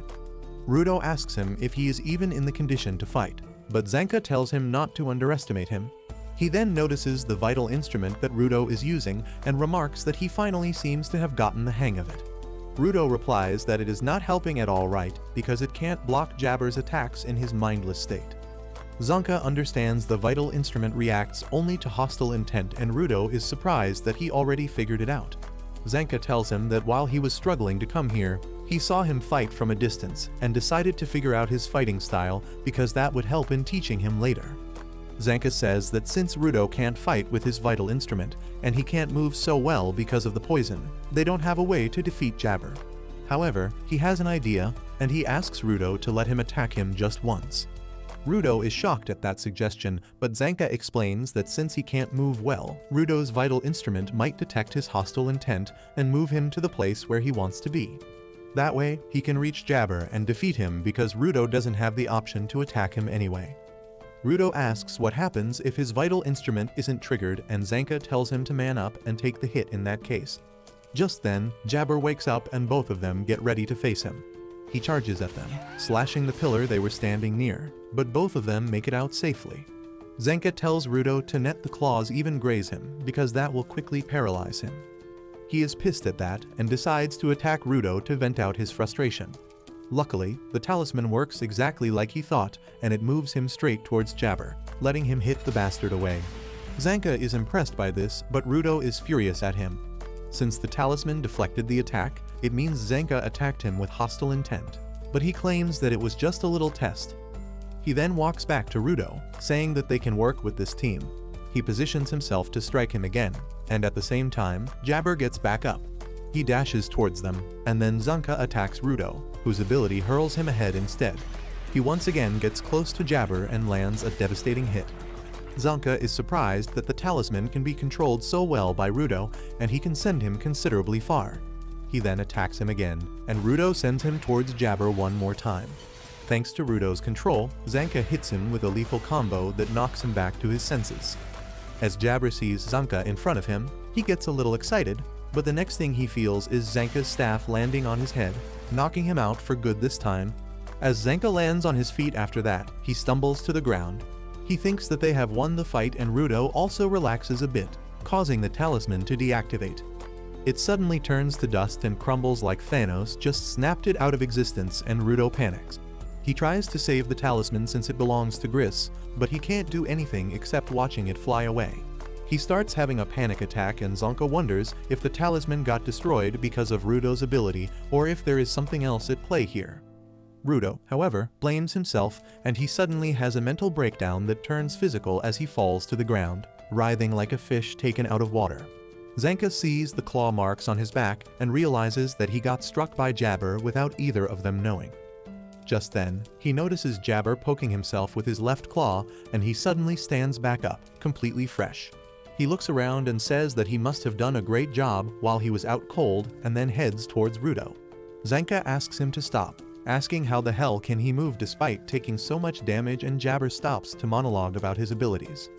He says that his left claw has a powerful painkiller that takes away his pain and he can function normally again. He then says that his right claw's poison will probably work on Zanka for 30 minutes, so he decides to give him another dose to make sure he doesn't get in his way. Zanka is helpless as Jabber stabs him, leaving him struggling on the ground. He then heads over to Rudo, who is still spasming, and picks him up to take him to their base. Zanka can't even yell at him to stop this time, and he can only watch Rudo being taken away silently. Meanwhile, Jabber is glad that he completed his mission, and he doesn't even care about his two teammates that are lying knocked out in the building. Rudo is still conscious even though he can't move, and he blames himself for putting everyone's life in danger. Just then, Jabber leaps out of the hole in the floor that his teammate made, but instead of being inside a building, he finds that he is outside. He thinks that it shouldn't be possible because he clearly remembered the map. But just then, he sees Rio there, waiting for him. Injin is with her too, and Jabber finds that out when he gets hit in the guts with his umbrella and hits a wall with tremendous force. He somehow stays awake despite that and notices that Injin has other scary-looking cleaners with him. Turns out, the supporters who escaped earlier called for backup, and Injin and others were close enough to respond in time. One supporter is worried that Gris and others might be dead, but Injin assures her that they are strong and won't die so easily. He asks her to take a team and rescue them, and in the meantime Jabber begins screaming that they look really strong and he is in no condition to fight them. Just the thought of how helpless he is turns him on, and Injin is shocked to learn that Rudo has been fighting this freak masochist this entire time. Rio remarks that he looks better than she expected, and the other cleaners pity him, saying that he looks a lot worse than they thought. The big guy gets angry and says that it is unforgivable that someone tried to harm one of their teammates, but the other guy tells him to shut up because he is annoying. After that, Injin tells Jabber that they are going to take him into custody and interrogate him. He asks him if he really thought that he could mess with the cleaners and then crawl back to whatever hole he came from.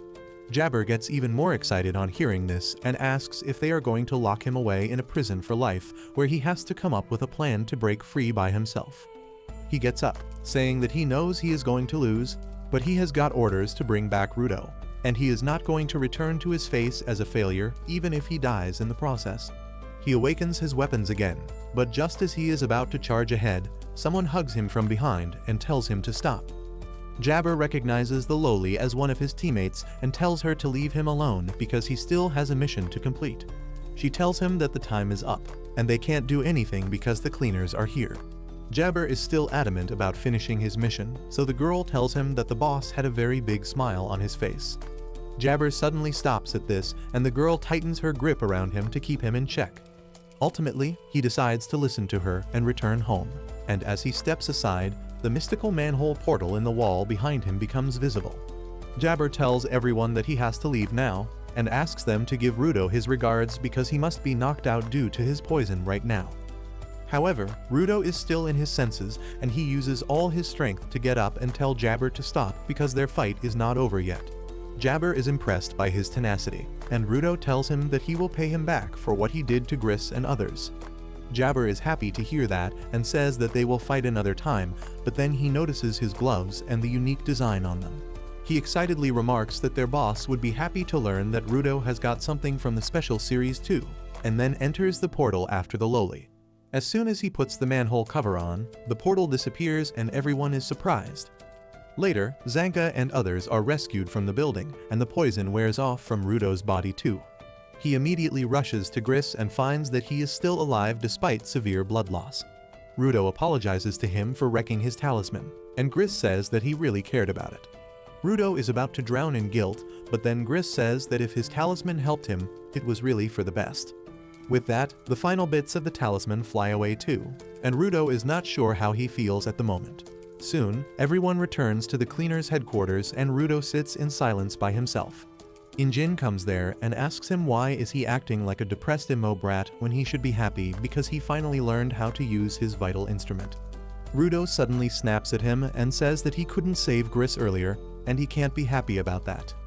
He says that he failed to protect Ricto in the sphere, and on the surface, he failed to protect the guy who saved his life.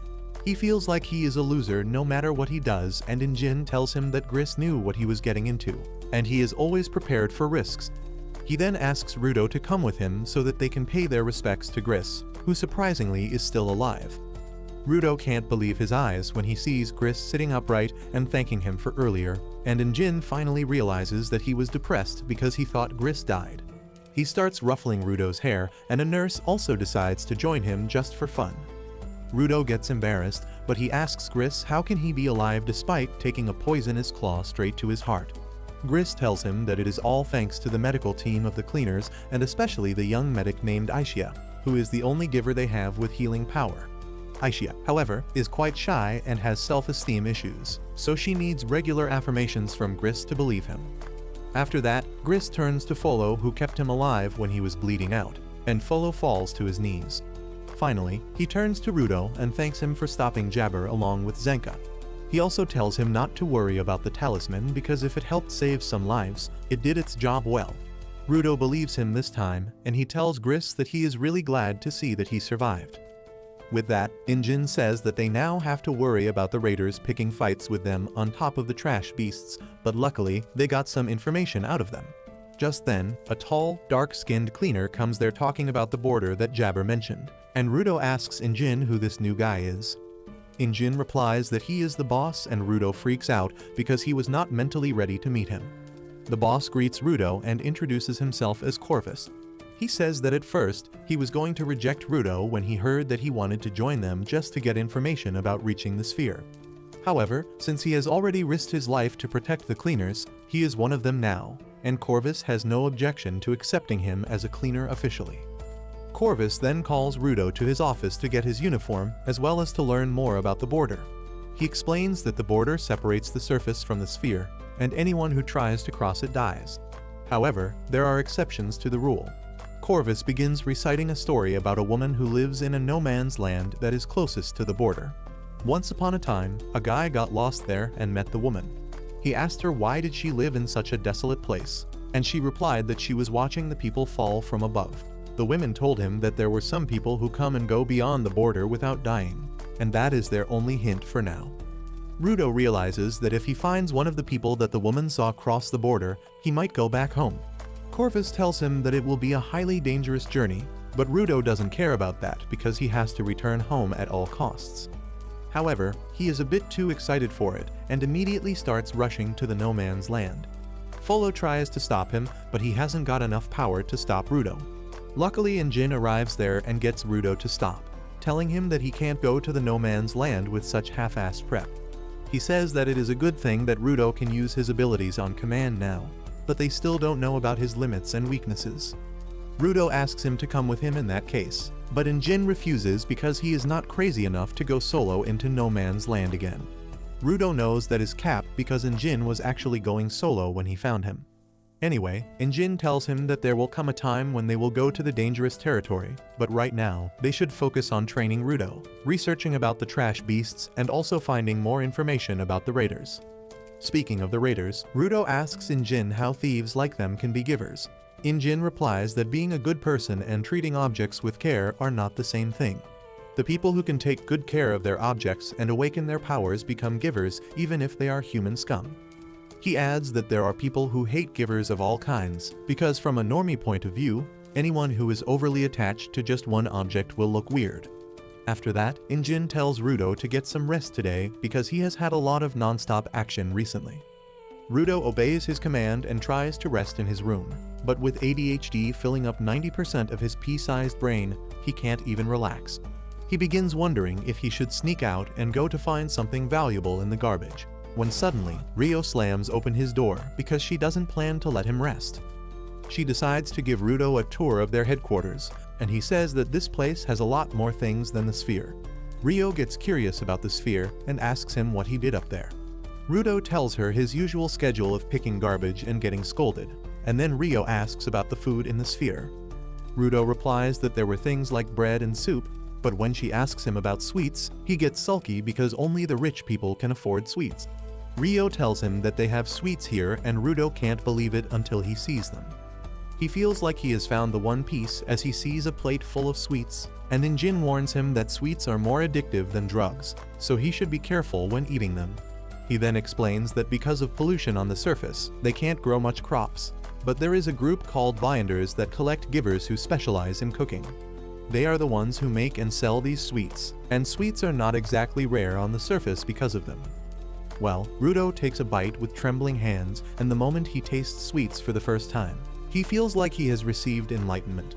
He begins devouring the sweets like a madman, and Injin thinks that they have a budding sugar addict among them. Just then, a creepy dude with a pacifier in his mouth comes there and starts staring at him, and Rudo wonders if he is after the sweets as well. He doesn't want to share anything, but he still forces himself to pass a candy to the weirdo, who just snatches it out of his hand and gives him attitude. Rudo doesn't really bother that much with him and keeps eating sweets till he has a weird reaction and turns into a balloon that freaks Zanka out. Anyway, once Rudo has digested the sweets and turned to normal, it is time for his training to begin, but he can't draw out the power of the knife he is holding. Rio and Injin laugh at him, asking if he forgot how to access his power after being high on sweets, but Zanka is thinking rationally instead.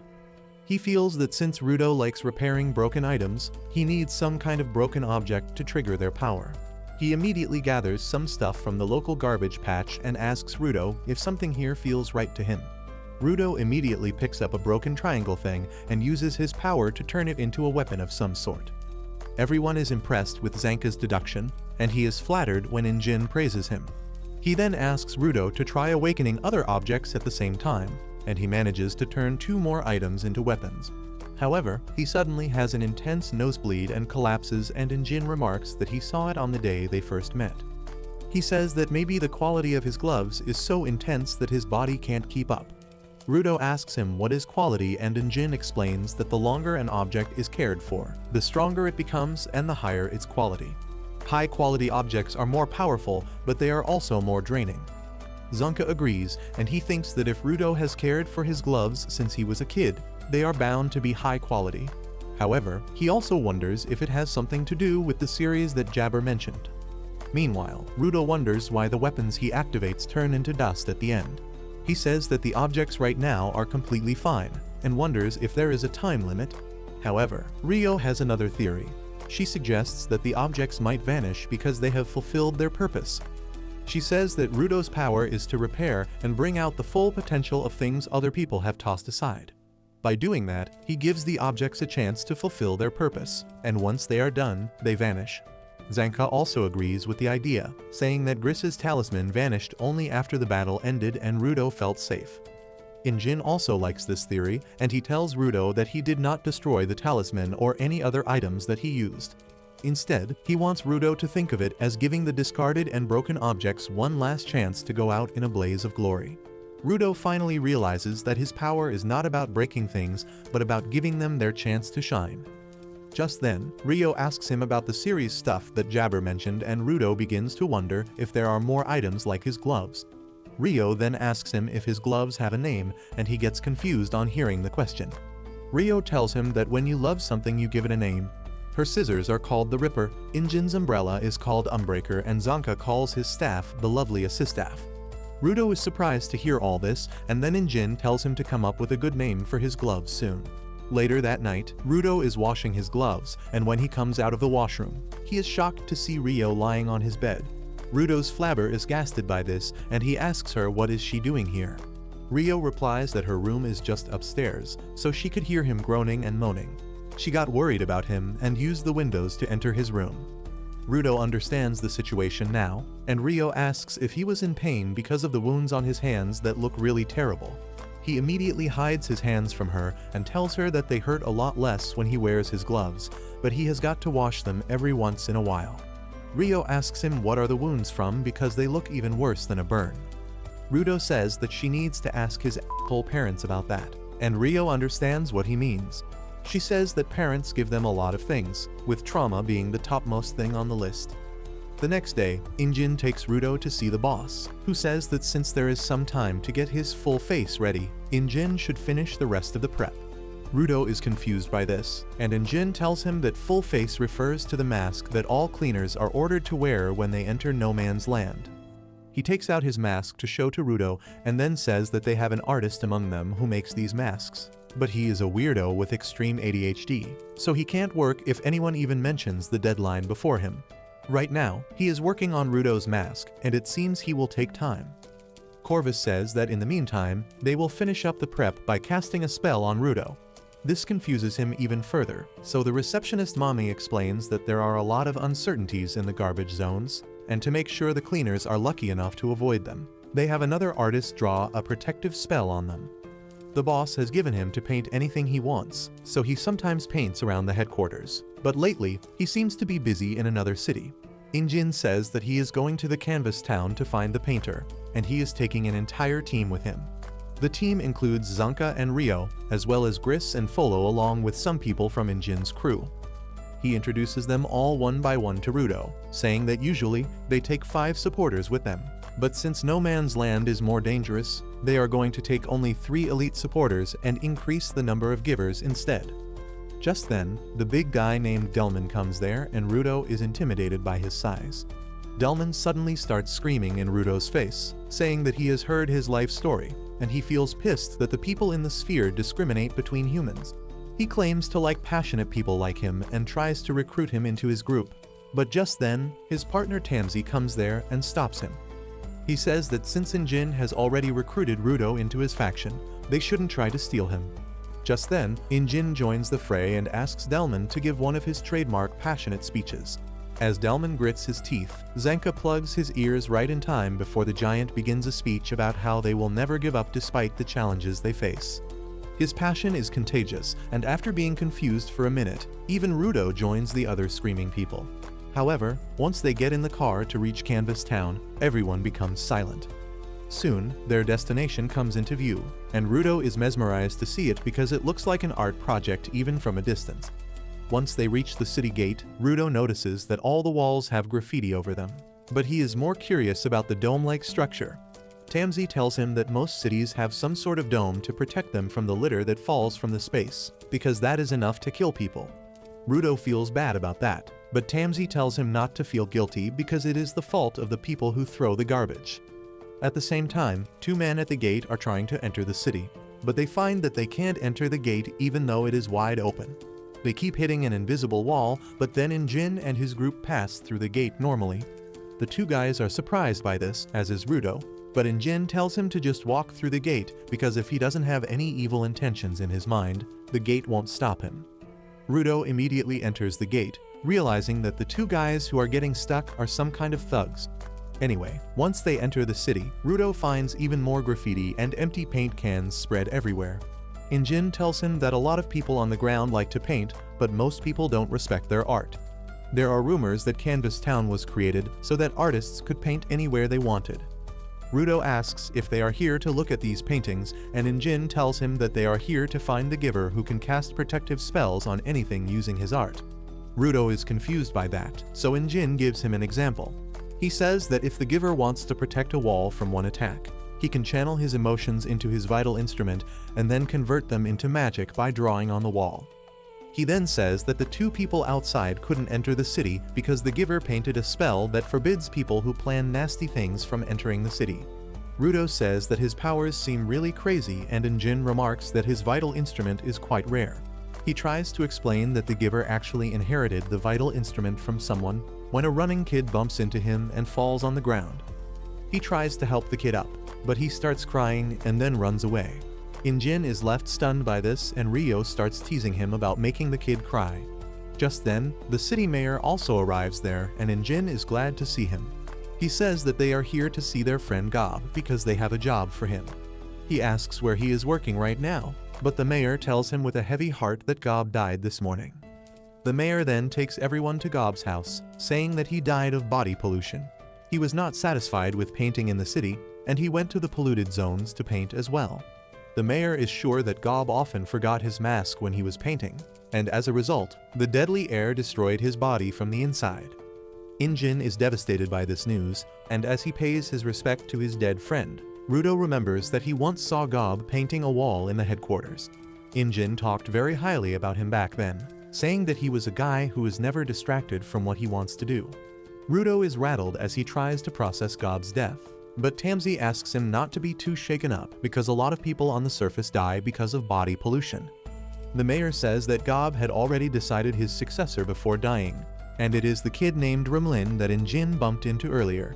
He talks about how the spellcasters are chosen by the former wielder of the brush, and they immediately turn into givers on receiving the brush. However, he feels that the responsibility is too much for the young Remlin, because the spellcaster is like the representative of their city. Rudo is shocked on learning this, but Folo and Tamsi tell him that passing down a vital instrument is very rare, but it makes sense since the power of the vital instrument has already been awakened, and the one to receive it just needs the potential to be a giver. The mayor then says that Remlin and Gob were like siblings, so they will need to give the kids some time to recover from the loss. He tells Injin that he and his cleaner friends will be delayed because of that, but Injin tells him that they don't need to rush anything in such a delicate situation.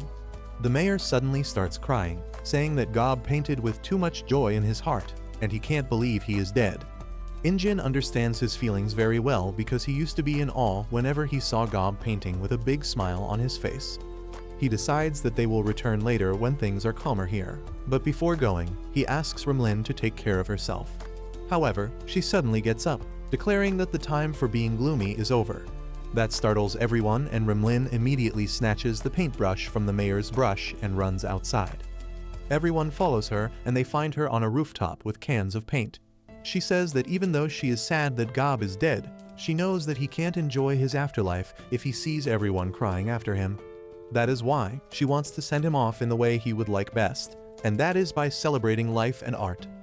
She immediately activates the brush, enlarging it in size, and draws a magic circle on the ground that mutates the paint cans into firework launchers.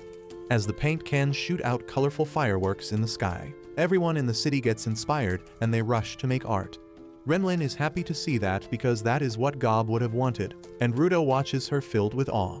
Soon after that, Remlin paints her latest artwork on Rudo's face, and she is really proud of it. She has done clown makeup on him, and Rudo is not really happy about it, but Remlin can't stop laughing as she looks at his face.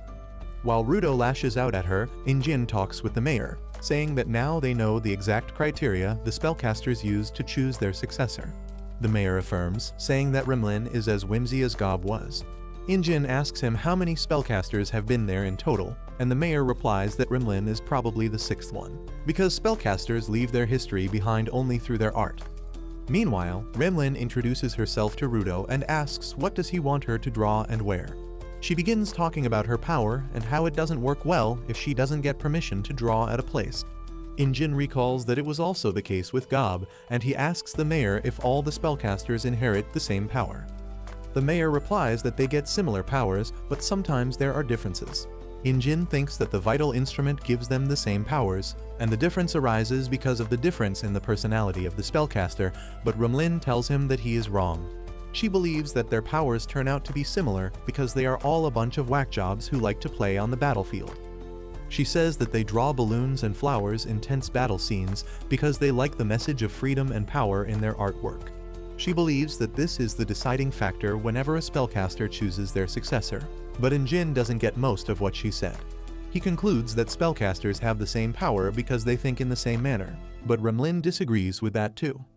She says that they have different ways of thinking, and they draw different things as well, which further confuses Injin. He tries to understand what exactly Remlin wants to say, but the mayor stops him, telling him that he will only lose his mind if he tries to debate with an artist or a flat earther. Anyway, Rudo tells Remlin that he wants her to draw something on his back that protects him from one serious hit. Rimlin gets ready for the job and immediately turns her brush into a tattoo gun to make her artwork permanent. The mayor and Injin are shocked by this because initially they thought that Rimlin just found a tattoo gun lying around somewhere, but it turns out that she can turn the brush into any tool that fulfills her needs at the moment. In the end, they stop her from tattooing the spell on Rudo's body, but Rimlin says that if she just draws with water-based paint, it will wash off after the first time Rudo showers. However, she quickly comes up with another idea that is as mischievous as a tattoo and asks for Rudo's permission to cast a spell on his body without telling him what tool she will use. Anyway, Rimlin draws a spell not only on Rudo but on everyone else in the group, and with that, they decide to head back to their mission. Rimlin is really exhausted after casting spells on 9 people at once, but she still comes along with them to the gate. At the gate, Injin and others spot the 2 losers from earlier, and they get pissed when they see the brush in Rimlin's hand. They ask the mayor how could he let a brat like her inherit the position of the spellcaster, and say that they were more suited to become the next spellcaster instead. One of them boasts about how he won a famous art competition to prove his worth, and he can become a better spellcaster than some snot-nosed kid. The mayor suddenly starts shouting at them and immediately shuts them up. He tells them that posers like them only care about fame and they don't even understand what it means to be a spellcaster. He tells them to run away immediately because no one in Canvas City wants to see their ugly faces. The thugs quickly accept defeat in front of the angry mayor and head back dejected. Injin remarks that the mayor is as scary as ever when he is angry and tells him to stay away from the gate because that is not good for his blood pressure. With that, everyone gets in the car, and Rudo thanks Rimlin for drawing on him. She laughs smugly and tells him that she will come to play around in the headquarters soon too. Injin drives them away with that, and Rudo figures out that they are going back to the HQ. Injin affirms, but he tells Rudo that before they reach their base to get his face mask, he is in for a treat. Rudo doesn't get what he is talking about until he is in a warehouse full of wonderful trash. He starts drooling as he sees fully intact devices in the building, and Injin tells him to take his time picking the things that appeal to him because there is no trash beast nearby. Rudo goes batshit crazy as he dives into the junk pile, looking for the best things he can repair and use again. Injin just smiles as he sees firsthand how crazy Rudo is about garbage, but neither of them notice that the small TV on the top of the garbage pile is working, and it shows a vision of a man wearing gloves similar to Rudo's. Anyway, Rudo and others reach the headquarters soon after that, and they are greeted by a weirdo yelling that it is complete. Rudo doesn't even know who this guy is or what is the thing he is talking about, and before anyone can explain anything to him, the receptionist mommy says that she heard about Gob's passing. However, before she can even express her condolences, the crazy guy cuts her off and tells Rudo that his mask is done. At this point, Injin introduces the guy named August to Rudo, saying that he handles their gear, and because he is an artist, he also has a few screws loose. August then begins praising his latest artwork, saying that it is really perfect. He talks about how he didn't even meet Rudo before, but he got his measurement when he was asleep, and then he learned all about his personality from Injin and others. Rudo is shocked to hear that August entered his room and got his face measured, and the crazy bastard says that he was lucky that Rudo didn't lock his room.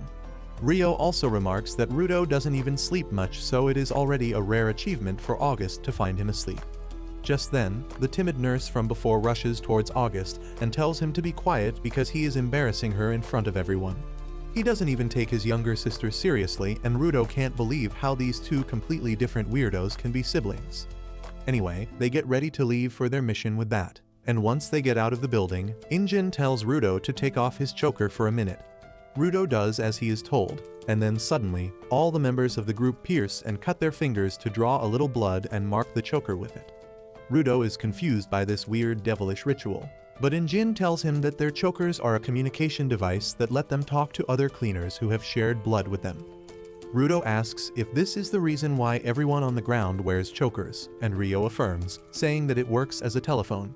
She says that exchanging blood gives ride or die vibes, so she really likes the idea, and Rudo puts the choker back on. He wonders what kind of technology does it use, and then thinks that maybe it is another power of the givers. Just as he comes out of his thoughts, he finds everyone staring at him menacingly, telling him that they will need to draw his blood as well, and Rudo is terrified. With the blood exchanging ritual complete, the group finally gets in the car and heads to the no man's land to find the woman who knows about the barrier. Rudo has brought along a lot of garbage he found in the dump site earlier, and Injin tells him that most of it won't even be used because they will have to walk in the no man's land, and he can't carry everything. However, Rudo claims that this is all backup and they never know what tool can help them. Soon after that, they reach the red desert named Penta, which is one of the 5 no man's lands in this world. Tamsi is the first one to climb down into the red sand, and as he examines it, he finds that it is not sand but rust. Just then, he spots a trash beast moving towards them at great speed, and the other members of the group also notice it. Injin decides to let Rudo take care of the trash beast as his first hunt after joining the cleaners. Rudo immediately slides down the sandy slopes with his new face mask on. The fight begins and the female supporter begins taking down notes about the trash beasts they face. Rio decides to fight 3 scorpion-type trash beasts all at once, chopping them with her giant scissors. One body part of the scorpion rolls away, hitting another trash beast in the distance, who thinks that Zanka did it because he is standing in front of it. The trash beast attacks him and pushes him back, and Zanka just focuses on dodging till he finds the perfect chance to counter. He then attacks the monster's jaw with his staff and unleashes its true ability to shoot spikes in front of it, piercing the monster's head and killing it on the spot. However, he cannot relax yet as more monsters surround him, but just as he is about to fight them, Injin dives towards him with his special move that takes down all the trash beasts except one. Rudo decides to face it himself, and he charges ahead towards the monster, pulling out a keyboard to fight it.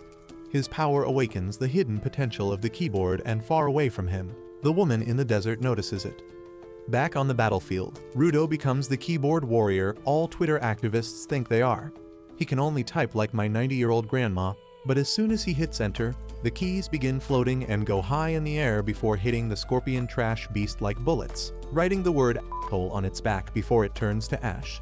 All the monsters are defeated with that, and Injin begins examining the trash hiding under the red sands. Meanwhile, Gris begins scolding the other supporter for taking notes when everyone else was fighting. He tells her that it could be dangerous if her full attention is not on staying alive, but the girl tells him that she would forget everything if she waited for the battle to end. Meanwhile, Rudo is trying to clean the sand and dirt from his mask when he sees a glimpse of a woman in the dust clouds. However, before he can even take a step towards her, Delman and Tamsi find him. Rudo falls to the ground as he is startled by Delman's loud voice, who tells him that he couldn't see his first fight because of all the sand. Rudo thinks that he is at least useful now, but then suddenly, Delman stops talking and starts staring towards something right ahead of him. Rudo also turns around and he is shocked when he sees a girl cheerfully walking towards them. Delman and Tamsi are on their guard as they see the girl who is not dressed appropriately for this harsh environment, and they say they couldn't even sense her presence.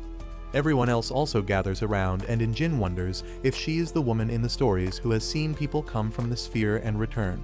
Zanka says that it is too early for them to find the woman, and Injin says that they should try to talk to her and ask for directions at least. However, Rio is a bit more direct, and she asks the girl if she has ever seen people coming from the sphere or trying to go back. The girl affirms, and Rio tells everyone that they have found the person they came here for. Injin says that they lucked out this time, and then the girl named Amo suddenly starts coughing. She tells everyone to come to her house so that they can talk in peace, because the air here is not good for their body. Rio grows suspicious of her and asks Injin if she should go alone and talk with the girl, but he decides that all of them should go. He feels that even if the girl is plotting something, they can talk it out, and if she really turns out to be a danger, it will be better if all of them are present to fight her. However, his plan fails terribly, and once they reach Almu's house that is full of soft toys and creepy dolls, Injin throws up and collapses. Rudo is the only one conscious now, and as he tries to understand what is happening, Almu grins mischievously at him. It all started 1 hour ago, when Rudo and his friends decided to follow Amo, unaware of her true plans. Amo leads them to her home, which is a really tall tower supported by rocks on all sides. Everyone is surprised by this because they never thought they would find a structure like this in the middle of the no man's land. But Rudo wonders if this tall tower can take him all the way to the sphere. Unfortunately for him, the tower is not as tall as he thinks. Amo opens the gates and asks everyone to come inside the tower. Once inside, they find a huge door that has been locked and chained tightly, and Gris remarks that he doesn't like the look of things in this place. Amo tells him that this is the living room, and it is really messy. but they should come to her room to enjoy her hospitality. They follow her through the suspiciously well-maintained tower, and on the way, Amo asks them to take off their masks because the nasty gas from the outside can't reach in here. She says that it is a little creepy and disrespectful if they keep wearing masks in her house. Once they reach her room, everyone removes their masks, and Amo is really amazed to see their faces. They are also surprised to see that her room is quite whimsy for her surroundings, and the female supporter notes that down too. Rudo wonders how she could get so many things in the middle of this polluted desert, but then Amo asks them what was the thing they wanted to talk about. Rudo shares a nod with Injin before approaching Amo and asking her if she can tell him more about the people that can move freely between the surface and the sphere. Amo doesn't like that topic and says that they should talk about their crushes and stuff instead. Everyone is dumbfounded by this, and Amo says that she likes people with a strong smell, and the smell matters to her more than the face. Rudo wonders if this is Tanjiro's long-lost sister, and then Amo takes a huge whiff to declare that the big guy at the back is the most attractive for her. She starts smiling like a maniac, giving Rudo the creeps, so Injin decides to take charge of the conversation. He asks Amo if talking about romance is the price she needs for giving them information. He says that they want to know about the people who can go back and forth between the ground and the sphere, and if she wants to talk about love and crushes in exchange of that, it is fine with him. Amo suddenly snaps at hearing this, and she begins screaming that all of them are selfish jerks who came here just to use her. She says that she was really happy that someone came to talk to her, but they probably wouldn't have come here if they didn't have another goal in mind. She starts spiraling out of control, and Injin realizes that he messed up. He tries to control the situation and suddenly tells Amo that he likes her, shocking all his friends. However, he messes up a second time by saying that, because even Amo can tell that he is lying. She crashes out, saying that she hates liars, so Injin decides to say the truest thing that comes to his mind at the moment. He tells Amo that she should cover herself up better because he gets distracted just by looking at her. Well, that was strike 3, and Amo fully loses it at this. She says that guys who want to control women's freedom are the worst, and activates her powers to fight against him. Injin had a feeling all along that the girl was a giver, but then Rudo notices that her boots have the same mark as his gloves. He feels a strange resonance to her power, and then suddenly, Amo tells Delman to shoot. Injin doesn't understand what she means, but as he turns around, he finds Delman holding a water hose towards him. Before anyone can understand what is happening, Delman shoots Injin, knocking him out with the high water pressure. Everyone is shocked to see this, and they ask Delman how could he do this, but he is clearly not in his senses. Rudo lashes out at Amo, asking what the hell did she do to Delman. He says that her boots have the same mark as his gloves, and he asks her about that too. But Amo completely ignores that part and goes back to her original question, asking everyone what kind of people they like. Everyone goes silent on hearing this, and Amo asks them why are they not talking because that is how communication works. She says that it won't be fun if she is the only one who is talking because she rarely gets guests here. Amo says that she loves guests except party poopers like Injin, and asks everyone to return to the conversation. Suddenly, Zanka starts walking towards her because he understands how to deal with the crazy girl. She only listens to the people who play along with her topic of her choice or the ones who try to stop her. Well, he chooses the second option because he is not letting anyone who harms his idol get away for free. He calls Amo a cow and says that she is his enemy, so he is going to crush her. Amo starts crying on hearing this and asks how he could call her the C word. She claims that he is being mean to her even when she didn't do anything bad. She says that she is really hurt, but Zanker realizes that an attack is coming, and he manages to dodge a heavy blow from Delman just in time. Zanka is certain that Delman is being controlled like a puppet by Amo, but turns out, her control runs deeper than that. Delman suddenly starts yelling at Zanka, asking him how could he hurt the fragile girl with his harsh words. He stands in front of her, saying that Amo is the reason he fights, and he will not let anyone hurt her. While everyone thinks that he has been brainwashed, Tamsi claims that he really means what he is saying. He knows Delman well enough to tell that he is being serious right now, and that means he is acting out of his free will. No one understands how that is possible, but then Amo tells them that the big guy has been her fan for ages. It still doesn't make sense to them because Delman won't betray his friends just for a girl. However, Amo insists that he will betray all of them just to help her. On her command, Delman activates his vital instrument, which is a water hose, and he grows bigger and stronger alongside the hose. As everyone gets ready to fight Delman, Rudo blames himself for starting a fight no matter where he goes. Suddenly, he starts hearing voices telling him that he is right, and the tainted blood of a criminal will only cause problems no matter where he goes. As Rudo starts spiraling into negative thoughts and self-hatred, he hears Amo's voice, saying that there is another one of her fans here. She says that she just wants everyone to stay here and have fun, but if someone tries to disrupt that fun, she will command her second fan to deal with them for good. Meanwhile, Rudo returns back to his nightmare, and this time, the guards from the sphere are there to capture him. He starts panting and gasping for breath as he sees them, and then one guard tries to attack him. Luckily, Tansy snaps him out of it and saves his ass from Delman's attack at the same time. He tells everyone that Delman's vital instrument is a hose because he used to love watering plants and watching them grow big. Now, his vital instrument makes anything it hits absorb water, including human cells. As the human cells absorb too much water, they can burst like a balloon, killing his target instantly. But before today, Delman had never used that ability on humans. Tansy is sure that Delman watered in Jin from behind to knock him out, but no one can understand how he could do that without being noticed. Tansy explains that there are different settings on the nozzle and Delman must have used the silent nozzle setting to not get noticed. Rio tells the boys that they are talking too much when they have bigger problems to deal with. She says that someone needs to help Delman chill out because he will defeat them all otherwise, and she volunteers for the job. She walks towards the big guy as everyone tells her that she is being too reckless. However, Rio believes Amo's words that there is another one of her fans there, and that is why she can't trust any of the men. However, as she turns around to stare at them, Zanka tells her to look ahead. She turns around just in time to see Delman shoot a high-pressure water stream at her that blows a hole in the wall. Luckily, Rio managed to dodge the attack in time, and Amo laughs at her for not being able to trust her friends now.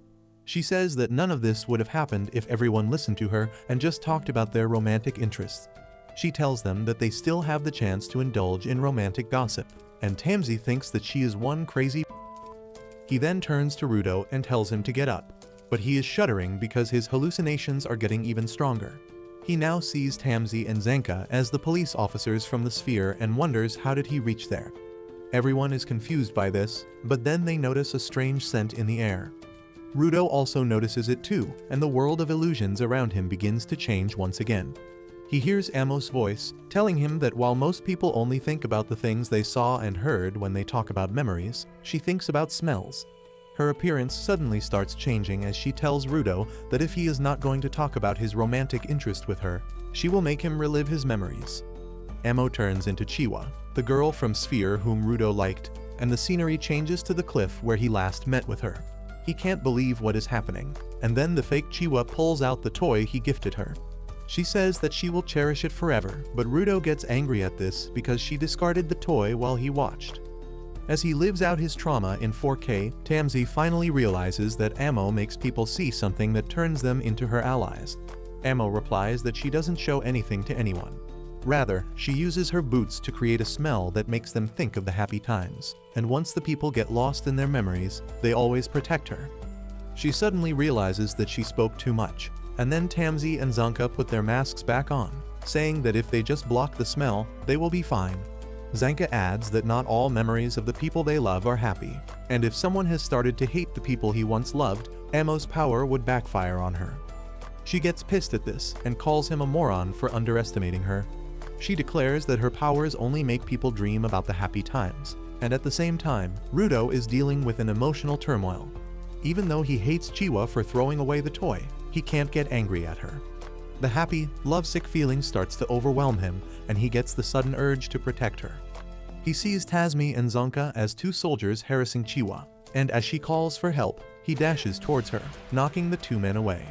Zanka yells at Rudo, but he is too far to hear his voice. He still thinks they are the soldiers from the sphere, and tells them that he is not the weakling that he used to be. He declares that he has the power to protect the people he loves now, and he will use that power to kick their asses. Zanka and Tansy realize that the situation is terrible now, but it soon gets worse. Rio and Folo get brainwashed by Amo's ability too, and they start walking towards her, saying they will protect her. Only Zanka, Tansy and Gris are in their senses now, And as they wonder how to get out of this situation, Tamsi decides to use his ability on his friends, even though he never wanted to do it. Meanwhile, Delman remembers the happy moments of his life when he used to grow plants with his wife because she loved them. She was happy when they managed to get their first plant to grow up to a decent size after a lot of efforts. But Delman wanted to fill their house with plants to show that hope could prosper even in a polluted world like theirs. Now, Amo's power makes him think that she is his wife and Rudo. Rio and Folo are under similar illusions as well. She asks Zonka and Tamsi if they still think they can beat her, and Tamsi pulls out his thread-reeling stick and turns it into a staff. Delman thinks that Tamsi and others are the bandits who hurt his wife, and he gets furious at them. He charges at them at the same time as Rudo and others, but Tamsi quickly activates his abilities, sending thick ropes in all directions. Within a split second, everyone is tied up in those ropes, but Amo doesn't think too much of it. She asks her fans to do something for her, and Rio struggles to get out of the ropes that only tighten around her legs. Everyone else does the same, and Tamsi tells them that the more they move, the more the ropes will tighten around them. However, none of them seem to stop, and Tamsi is disappointed because he thought that this level of pain would be enough to snap them out of it. Amo calls him an asshole for hurting his own friends, but she tells him that it will be useless because once someone has fallen for her, they will endure any amount of pain to help her. She laughs, saying that is about to get bloody, but then Tamsi tells her about his vital instrument. He tells her that it is a staff used to wind thread, and then immediately spins it, pulling all the ropes back to the reel. Everyone is dragged towards him along with the rope, and as it stops winding back, Rudo and others are stuck in a sturdy rope wall. Along with them, Tamsi has also caught Amo, who is now hanging upside down from the roof. Tamsi tells her to return everyone to normal, while Zonka is a bit disappointed because he didn't get to do anything this time. Tamsi replies that he called Amo a cow, which pissed her off, and that should count for something. On the other hand, Gris rushes to Tom, the female supporter who is checking on Injin. Gris is glad to see that she is wearing a mask, but unfortunately, Injin is still out of commission.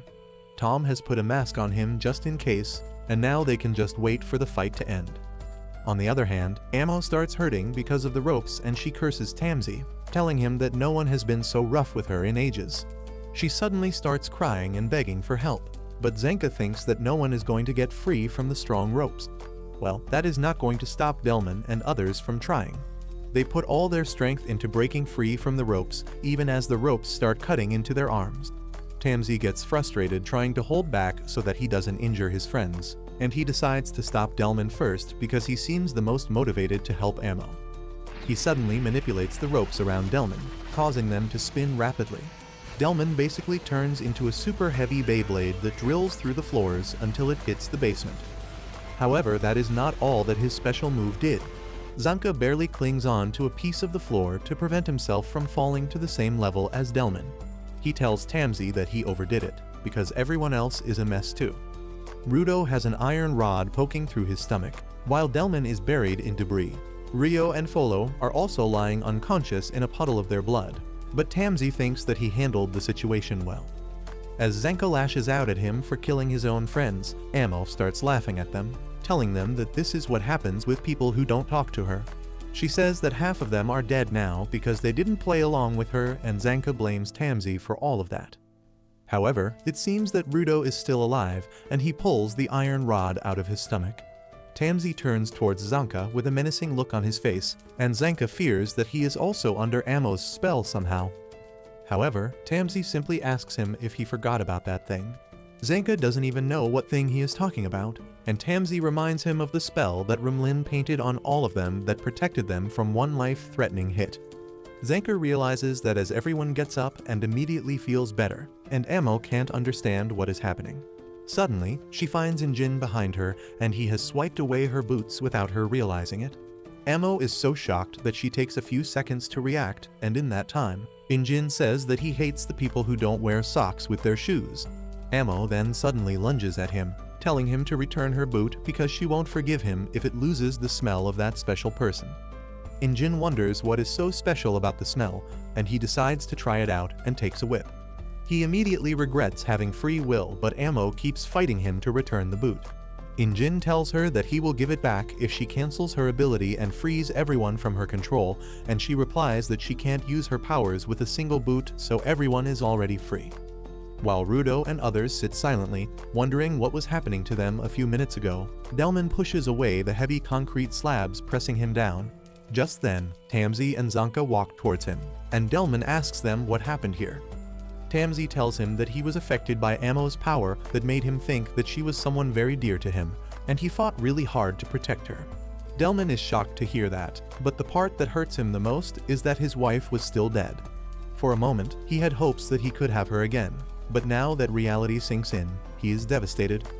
Zanka notices that everyone else who was affected by Amo's power is also depressed, because after their dream about happy times ended, reality must have hurt them a lot. Soon, everyone wears masks, and then Injin decides to return Amo's boot. While everyone wonders what to do with her, Injin says that though her power is crazy, Amo is just a helpless little girl otherwise, and he doesn't feel good about hurting her. He doesn't want to take away the boots that mean so much to her either, so he thinks that teaching her not to hurt others might be the best thing for now. However, Amo suddenly starts acting bratty again, telling them to take responsibility for thrashing her house. Zanka gets pissed at her attitude and tries to lecture her, but then Rudo takes off his mask and starts walking towards her.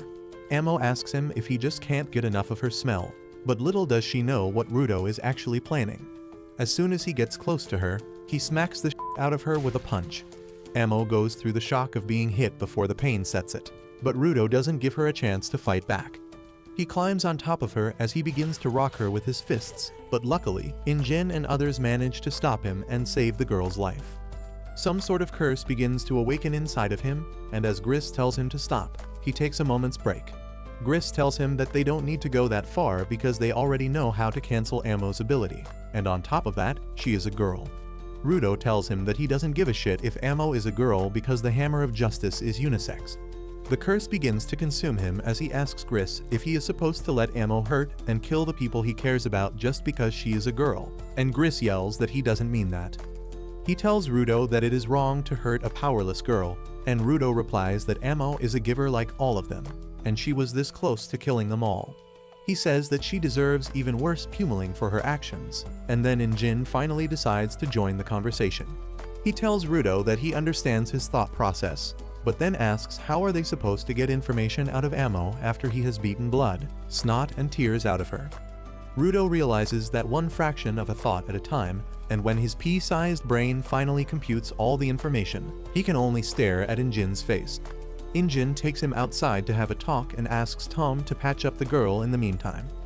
Once they are outside, Injin sits silently and Rudo grows increasingly nervous. He asks him why is he not saying anything, and Injin replies that there is no need for it as he has already realized everything. Rudo explains himself by saying that the entire time he was in the sphere, he was asked to endure it. No matter what people said to him, he had to control his temper and hold it in. However, once he reached the surface, he realized that he would lose if he kept holding back. But now, after beating the crap out of Amo, he realizes that he has gone back to his default settings. He is the same impatient and violent boy who would attack anyone without a second thought if they hurt him. He shouts that he is still a violent brat and any growth he thinks he has gone through is just an illusion. Suddenly, Injin says that he really likes women who are smarter than him, having incredible curves and a forgiving personality. Rudo is completely dumbfounded at this, but Injin continues, saying that he doesn't really do well with kids and women with complicated needs because he doesn't need any of their emotional baggage. He can't hide stuff like that from anyone, and that is one of his bad character traits. Injin tells Rudo that this was just an example, and adults have a lot of bad stuff in their life that they need to grow out of. He says that realizing this is the first step to becoming an adult, and he was made aware of his faults by someone else. Compared to him, Rudo realized everything by himself, and that means he is on the correct path to grow as a person. Rudo stares at Injin in awe on hearing this, and he tells him that they should apologize to Amo later. Meanwhile, Tom has patched up Amo, and she apologizes for Rudo's actions, saying that they didn't know he would go so far.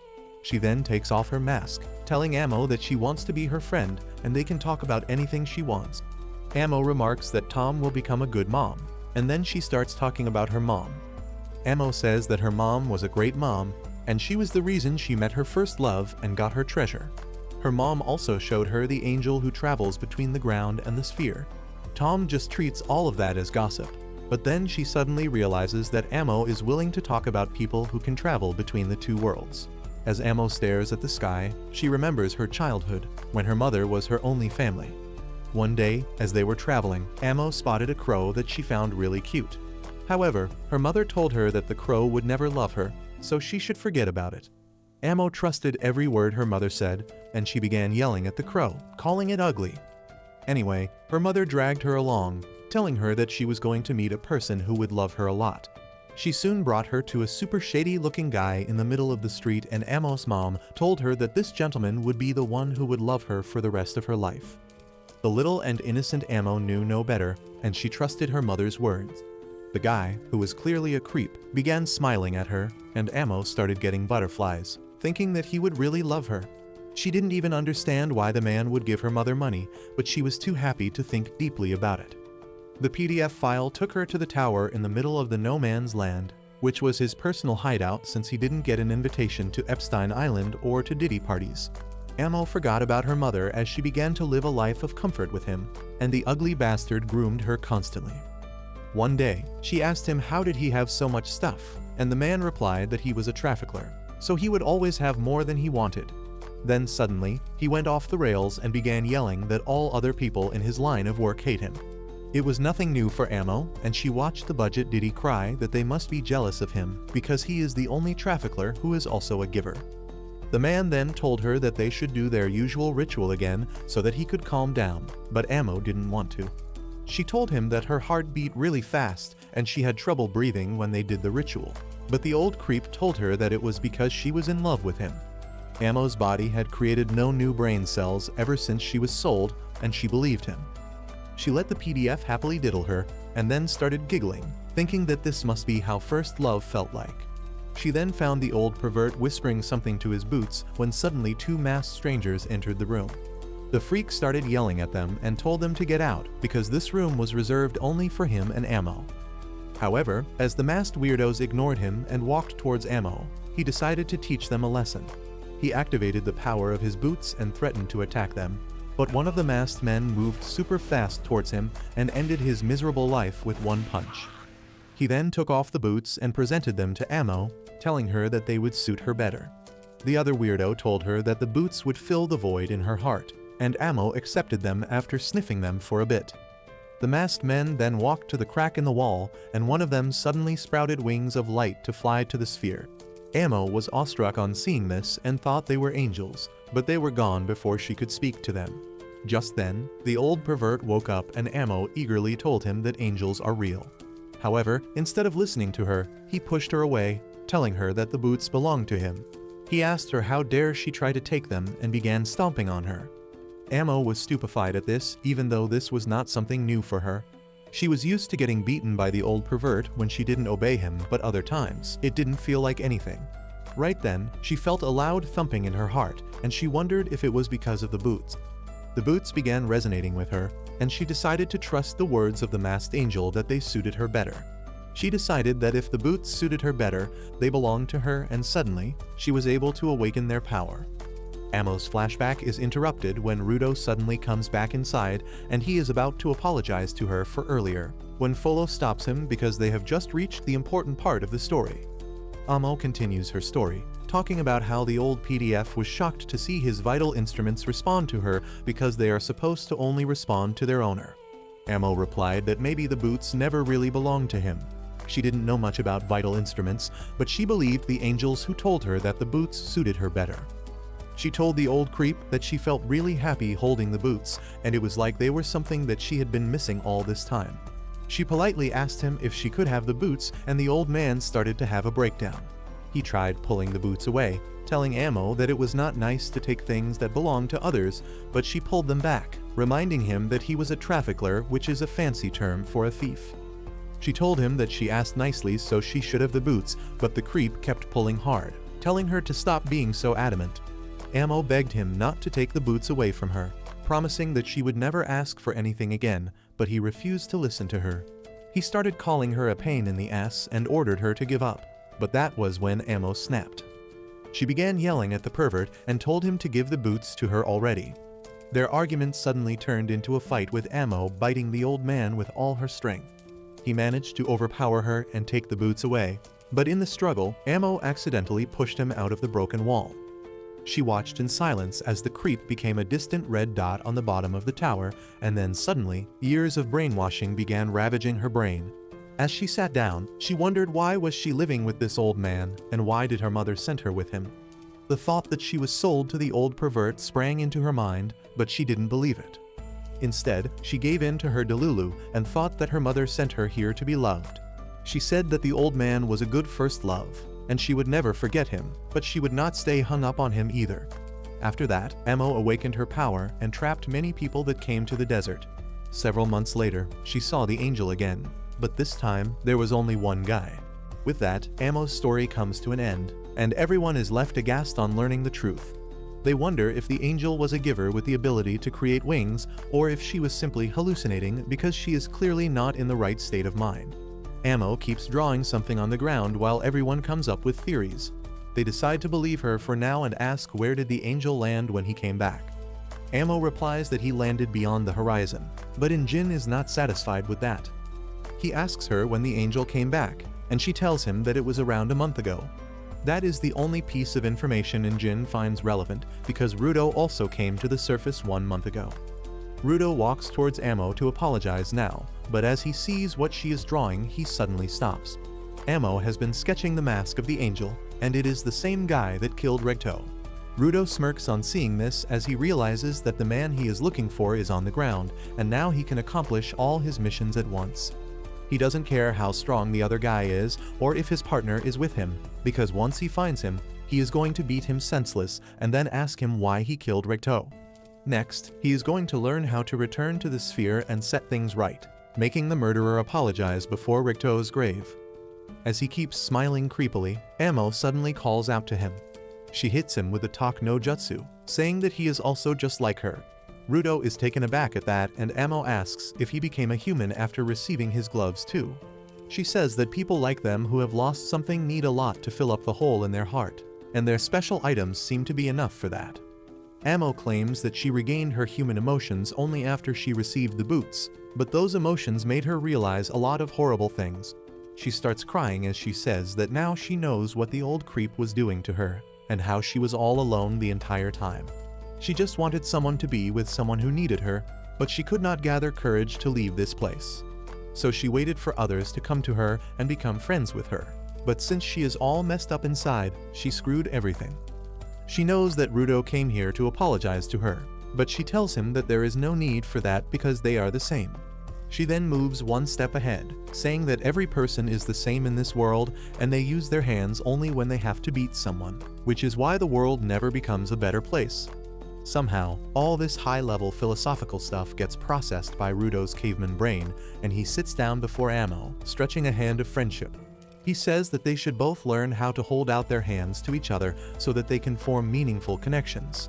He says that he is not good at it either, but they can learn it together. Amo is moved by his gesture and tells him that he is doing it right now. She takes his hand, and soon after that, Rudo and others get ready to leave. Amo decides to stay at the tower for the tower being, and Rudo asks if she is sure that she doesn't want to come with them. Amo replies that she still has some things to work out here, but now she has a choker that connects her to Rudo and others. She asks him to come back sometime to talk to her, and Rudo promises that he will return someday. With that, everyone waves goodbye to her and goes on their way. In the car, Injin says that they didn't learn anything about the border, but they should consider their mission a success. They found about the angels who can cross the border, and they also saw another vital instrument with the same symbol as Rudo's gloves. Rio remembers the raider talking about the series they were from, and wonders if there are more things with the same symbol. On the other hand, Rudo keeps thinking about the angels and how angry he was when he learned that his father's murderer was here. He was mad enough to hit Amo for showing her a dream of the past, and he almost lost his mind thinking about revenge later.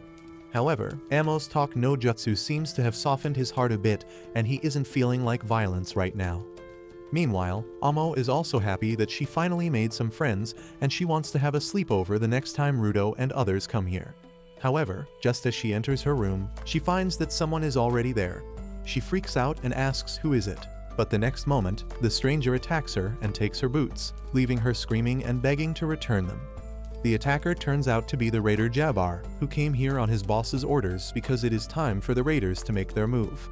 On the other hand, Injin is driving everyone back to their base while the radio plays loudly. Injin talks over the radio's voice, asking everyone why they think he is the one always driving them. They are all too exhausted and sleepy to even hear his question, and he says that it is because he is the only one who can keep them all awake during long drives. He says that Gris is the worst one among them, because he drives so smoothly that everyone falls asleep. With that, he drives the car off a rocky ramp, jerking everyone awake instantly. Rio suddenly starts whining because of the rope marks around her thighs. Rudo stares at her injuries and says that Rumlin's spell doesn't cure other injuries, except for the one that threatens their life. Zenka says that most of those injuries are because of Tamsi, who has already apologized many times, and he is ready to apologize one more time. Injin tells everyone to forget about it because this is the risk they take whenever they step foot in no man's land. He says that they should get a proper medical checkup as soon as they find a doctor, and just then, he spots a city next to them. He immediately drives to the city, and as Rudo sees the neon lights everywhere, he realizes that it is the city where Injin brought him to get treatment. Rudo can't process that he has to face the bald hag doctor again, who treats a patient's headache by tying a bandage around his arm. The patient curses her and says he will never return again. But the old woman doesn't give two about wimps like him. Rio has heard that Injin always visits the old doctor whenever he comes to this city, and Zanka thinks that he just finds her character amusing. However, Injin tells them that the old woman is more amazing than they think. Once upon a time, when she was still in her prime, she was the pioneer who developed the method to treat body pollution in humans. He talks about how she used to be a normal person, but dealing with too many polluted people, and things ended up turning her into a psycho who can't talk without shouting. The old woman has had enough of this, and she tells everyone to call her Alice Stilza. Rudo feels that he has heard the last name Stilza somewhere before, when suddenly, Alice's grandson barges in, telling her that the cookies she baked suck. Rudo realizes the loudmouth guy as August, the artist who made his mask, and as he walks ahead, he sees the timid healer Aishia trying to stop him. Rudo finds it hard to believe that these two are connected to Alice, and Aishia begins telling him that the old lady is actually their grandmother. Their parents are dead, so she is their only family, and she often visits her to learn more about treating patients.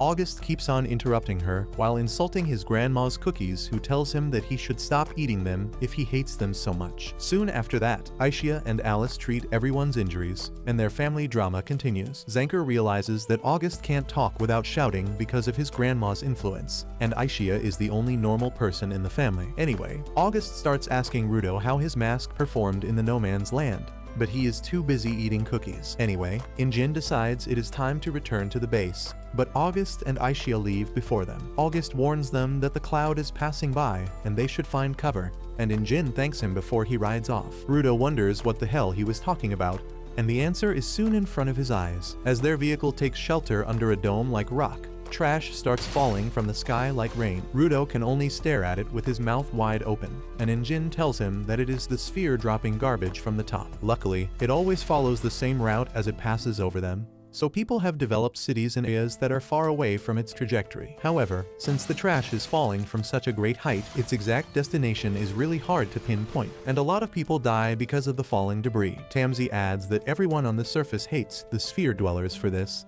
but anyone who tries to get revenge dies at the border. Rio agrees with him, saying that it is a mystery how Rudo and the angels crossed the barrier without dying. Rudo begins thinking deeply about it and says that he saw something when he was falling down. Tamsi is curious to hear about it, but Rudo doesn't remember anything clearly. The only thing he can tell them is that it felt like TV static flowing through his body and weird white lines that seemed to take the shape of a person for a brief moment of time. Rudo is snapped out of that creepy memory as Injin's choker rings. He finds that Miu is calling him from the headquarters, and she tells him to take the back route this time because they are currently dealing with some pests. Jin immediately changes the route, and Rudo asks him what was Semiu saying earlier. They reach a destroyed city, and Injin hits a metal plate with his umbrella, unlocking a secret entrance to the headquarters. He tells Rudo that this is the back entrance, and as the pests that Semiu referred to are just bandits. At the same time, the bandits are armed with rocket launchers to destroy the cleaners' headquarters and capture the spherite they are hiding. Their leader fires a rocket at the building,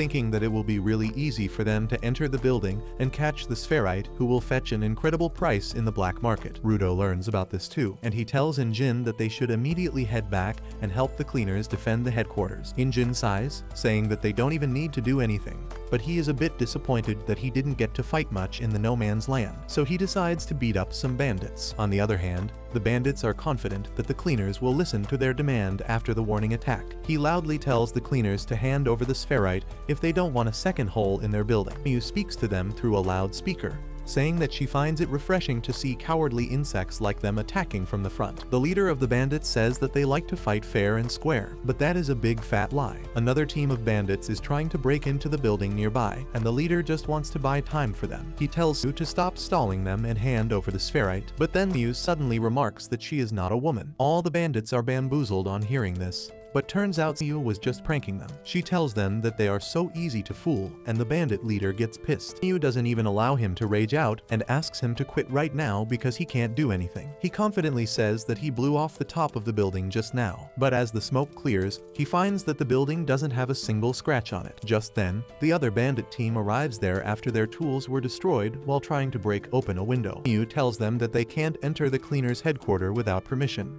and the only person who can give them permission is the ultimate shut-in, who is shivering in his room just thinking about the unwanted guests. Suddenly, Miu opens the door, telling the bandits that they will never get permission to come inside, so she came outside to finish them off. The leader of the bandits gets pissed at this, and immediately fires a rocket at her, but Miu awakens the power of her glasses that allows her to see the world in slow motion. She casually dodges the rocket and then grabs it, turning its direction and sending it towards the bandits. They don't even have time to panic fully as the explosion takes down half of them in an instant. The remaining bandits open fire on Miu, but she dodges the bullets like I dodge my responsibilities and rushes towards the bandits, taking them down with swift and powerful kicks. She knocks them all down in a couple of seconds, and Injin is disappointed to see that there is no one left to beat anymore. He says that Semiu is too good at it, but she replies that they were just low-level thugs and she would unalive herself if she couldn't beat them so easily. She then grabs one of the bandits by his hair and asks who the hell told him that they have a spherite. The bandit is unconscious, so he can't answer her,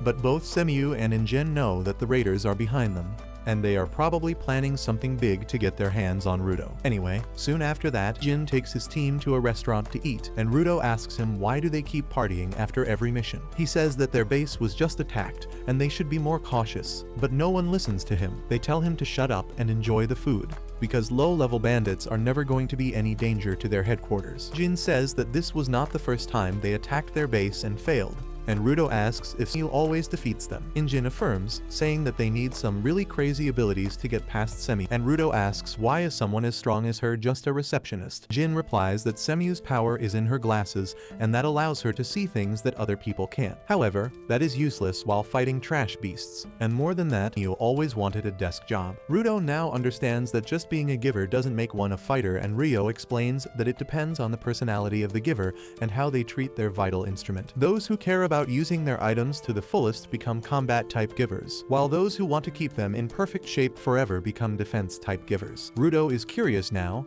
and he says that he wants to see more types of givers to figure out how their powers work. Tells him that he is lucky because some people with really unique powers are on their way here. And just then, a girl wearing a Pokemon onesie comes and breaks through the door. She strikes a pose and declares that Team Child is here, and behind her, the other two members of her team are present. As soon as Rudo sees the creep with a pacifier in his mouth, he remembers the time he had to share sweets with him, and he immediately hides his food because he doesn't want to share it this time. The Snorlax greets Rudo, saying that they are meeting after a long time, but Rudo doesn't even remember meeting her before. This breaks her heart, and she reminds him that she was there in the room when he first introduced himself. Rudo is confused because he still doesn't remember her, but just then, the leader of their team comes there to introduce everyone. He introduces the girl as Gita, the angry brat with the pacifier as Santa, and himself as Bro. He says that they should get along well from now on, and Gita immediately jumps towards Rudo, asking him more about the sphere, but he is creeped out by her. Bro and Injin tell her not to talk about the sphere outside the base because anyone can be listening to them. Injin says that the bandits who attacked them yesterday got to know about Rudo from some stranger at the bar,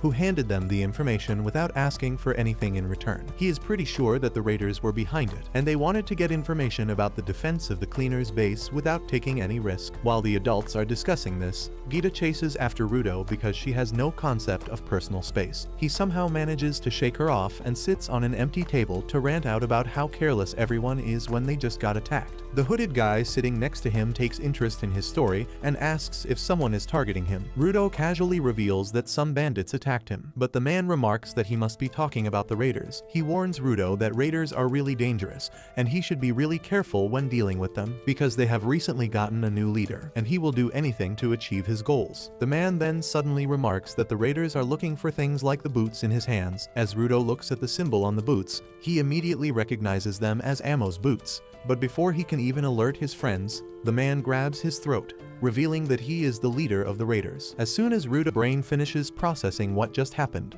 he attacks the leader of the raiders. His friends have also noticed it by now, and they rush to back Rudo up. However, the girl with the raider boss uses her power to open a portal to their base right behind his head, and he dodges at the last moment, letting Rudo get sucked into the portal after him. Injin tries to grab onto Rudo, but he can't stop him from getting sucked in, and all the cleaners with him are instantly pulled inside the portal as well. The girl vanishes and the portal deactivates, leaving only Gris and the supporters behind. As Rudo and others crash land in the enemy base, they begin wondering since when did the raiders become confident enough to attack them in public. However, Rudo's attention is fixed on the raiders, who are ready for a showdown with the cleaners for his gloves. As the raiders and cleaners stare each other down, Rudo furiously asks the raiders where is Amo. They don't even bother to give him an answer, so Injin tells them that they won't be able to capture Rudo because everyone is here to back him up. Zadal, the leader of raiders, doesn't respond to his taunt and instead pulls out a watch from his pocket. He reminds Rudo that just now, he was worrying about how relaxed the cleaners were, but he was wrong because everyone on the surface is always on high alert. He knew they would not leave Rudo alone, and bringing them here was a part of his plan all along. The clock strikes 12, and then suddenly, a huge wave of garbage is released from the sewer pipes at once. Rudo is too stunned to even move from his position,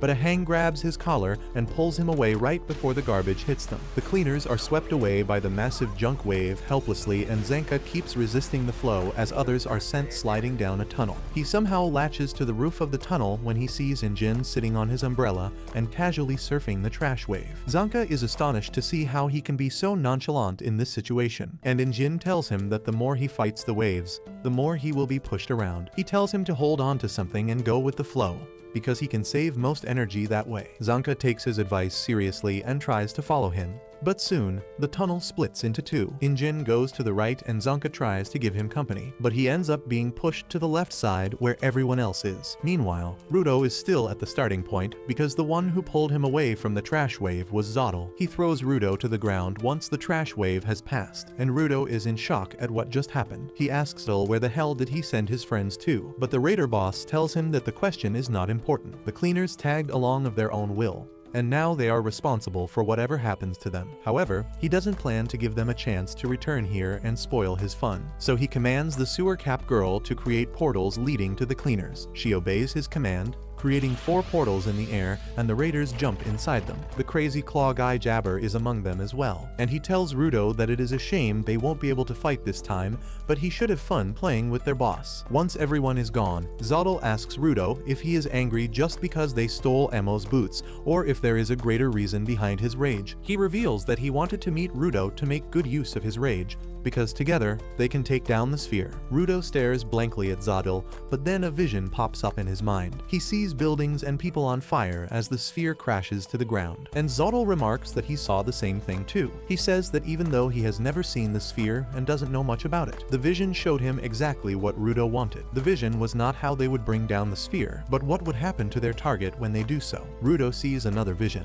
and this time, it is a pile of dead bodies of his enemies. He immediately snaps out of it and yells at Zottel, telling him to answer his question first. He asks what happened to Amo and other cleaners, but Zottel replies that he already gave the answer in his own way, and now Rudo should answer his question. He claims that he hates waste, and that is why he doesn't want to waste any words either. Rudo is at a complete loss now because he doesn't know how to deal with this nut job. He feels that dealing with Amo was difficult because she would not listen to anything they said, but Zottel is on a completely different level because his words seem like a chain around him. He checks his stock of junk and wonders if it will be enough to fight Zottel, but the raider boss sees through his plans. He decides to disarm Rudo using words, and asks the reason he joined the cleaners in the first place. Rudo replies that he joined them to find a way to return to the sphere, and Zottel immediately tells him that it is not possible. He says that reaching the sphere is not a part of the cleaners' job profile, and they are only helping him because he is more useful to them than he thinks. Rudo starts getting nervous now, and Zottel asks him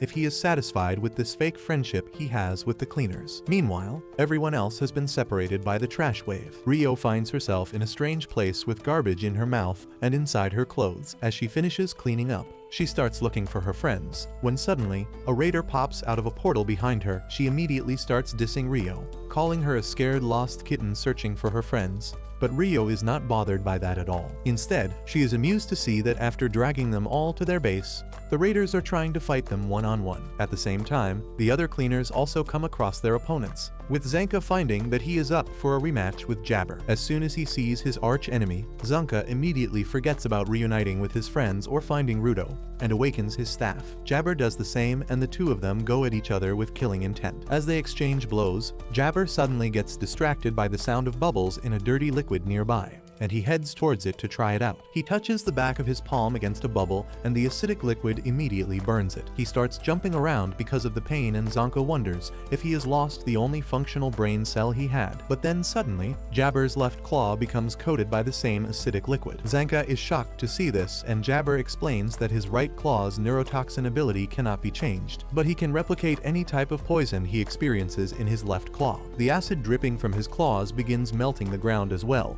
and Jabber asks him to try his best to dodge it. He then swings his claw, sending a barrage of acid droplets towards Zanka, who can only wait for them to hit him. Meanwhile, Gita rolls out of a sewer line and enters an empty space, but surprisingly, Zottel has nothing planned for her. She is disappointed that she is all by herself, but then suddenly, she hears someone approaching her. It turns out to be a cockroach, and Gita gets really excited to see it. At the same time, Rio also sees a cockroach and freaks out, but then she acts cool in front of her opponent, saying that she is not afraid of insects, but roaches creep her out. The blonde mommy gets upset at her for getting creeped out by mere cockroaches when she is a cleaner, but Rio tells her that she is still reacting normally because they have a guy on their team who once passed out after getting poop on his clothes. Zanka, the guy in question, has just taken Jabber's acid attack head-on, and instead of dodging, he placed himself behind a pool of the acidic liquid. Jabber is surprised that he didn't dodge, but Zanka coldly replies that it was not going to knock him out, so it is pointless to dodge such things, and also he is more comfortable with an acid shower than having shit on his clothes. He then tells Jabber to enjoy an acid shower himself, as he overturns the ground and flings the entire acid pool on him, and the crazy odd dude just stares at it with a smile on his face. Meanwhile, Jin is stuck with a kid who is not even interested in fighting. He hides behind a closet while Injin keeps nagging at him to come out and talk because he is getting bored. The boy gets impressed with Injin's ability to yap continuously, but he still doesn't go out of his way to talk to him. Bro and Santa are also stuck with an old dude who doesn't attack them, and just casually sits at a high spot, telling them that they are underground and no reinforcements will come for them. Rio also finds it out after realizing that she can't contact anyone with her choker. The blonde baddie smiles on hearing this, and then awakens her comb's power, brushing her hair as she reveals that the first instruction that gave them was to defeat as many cleaners as they can if anyone aside from Rudo comes here. She then introduces herself as Nord and declares that she is going to offer Rio to Zottel as her offering. Rio pulls her scissors as well and tells Nord that she doesn't like fighting people. The blonde mommy tells her to get over it, or she may never see her friends again. Rio takes her advice and awakens her scissors,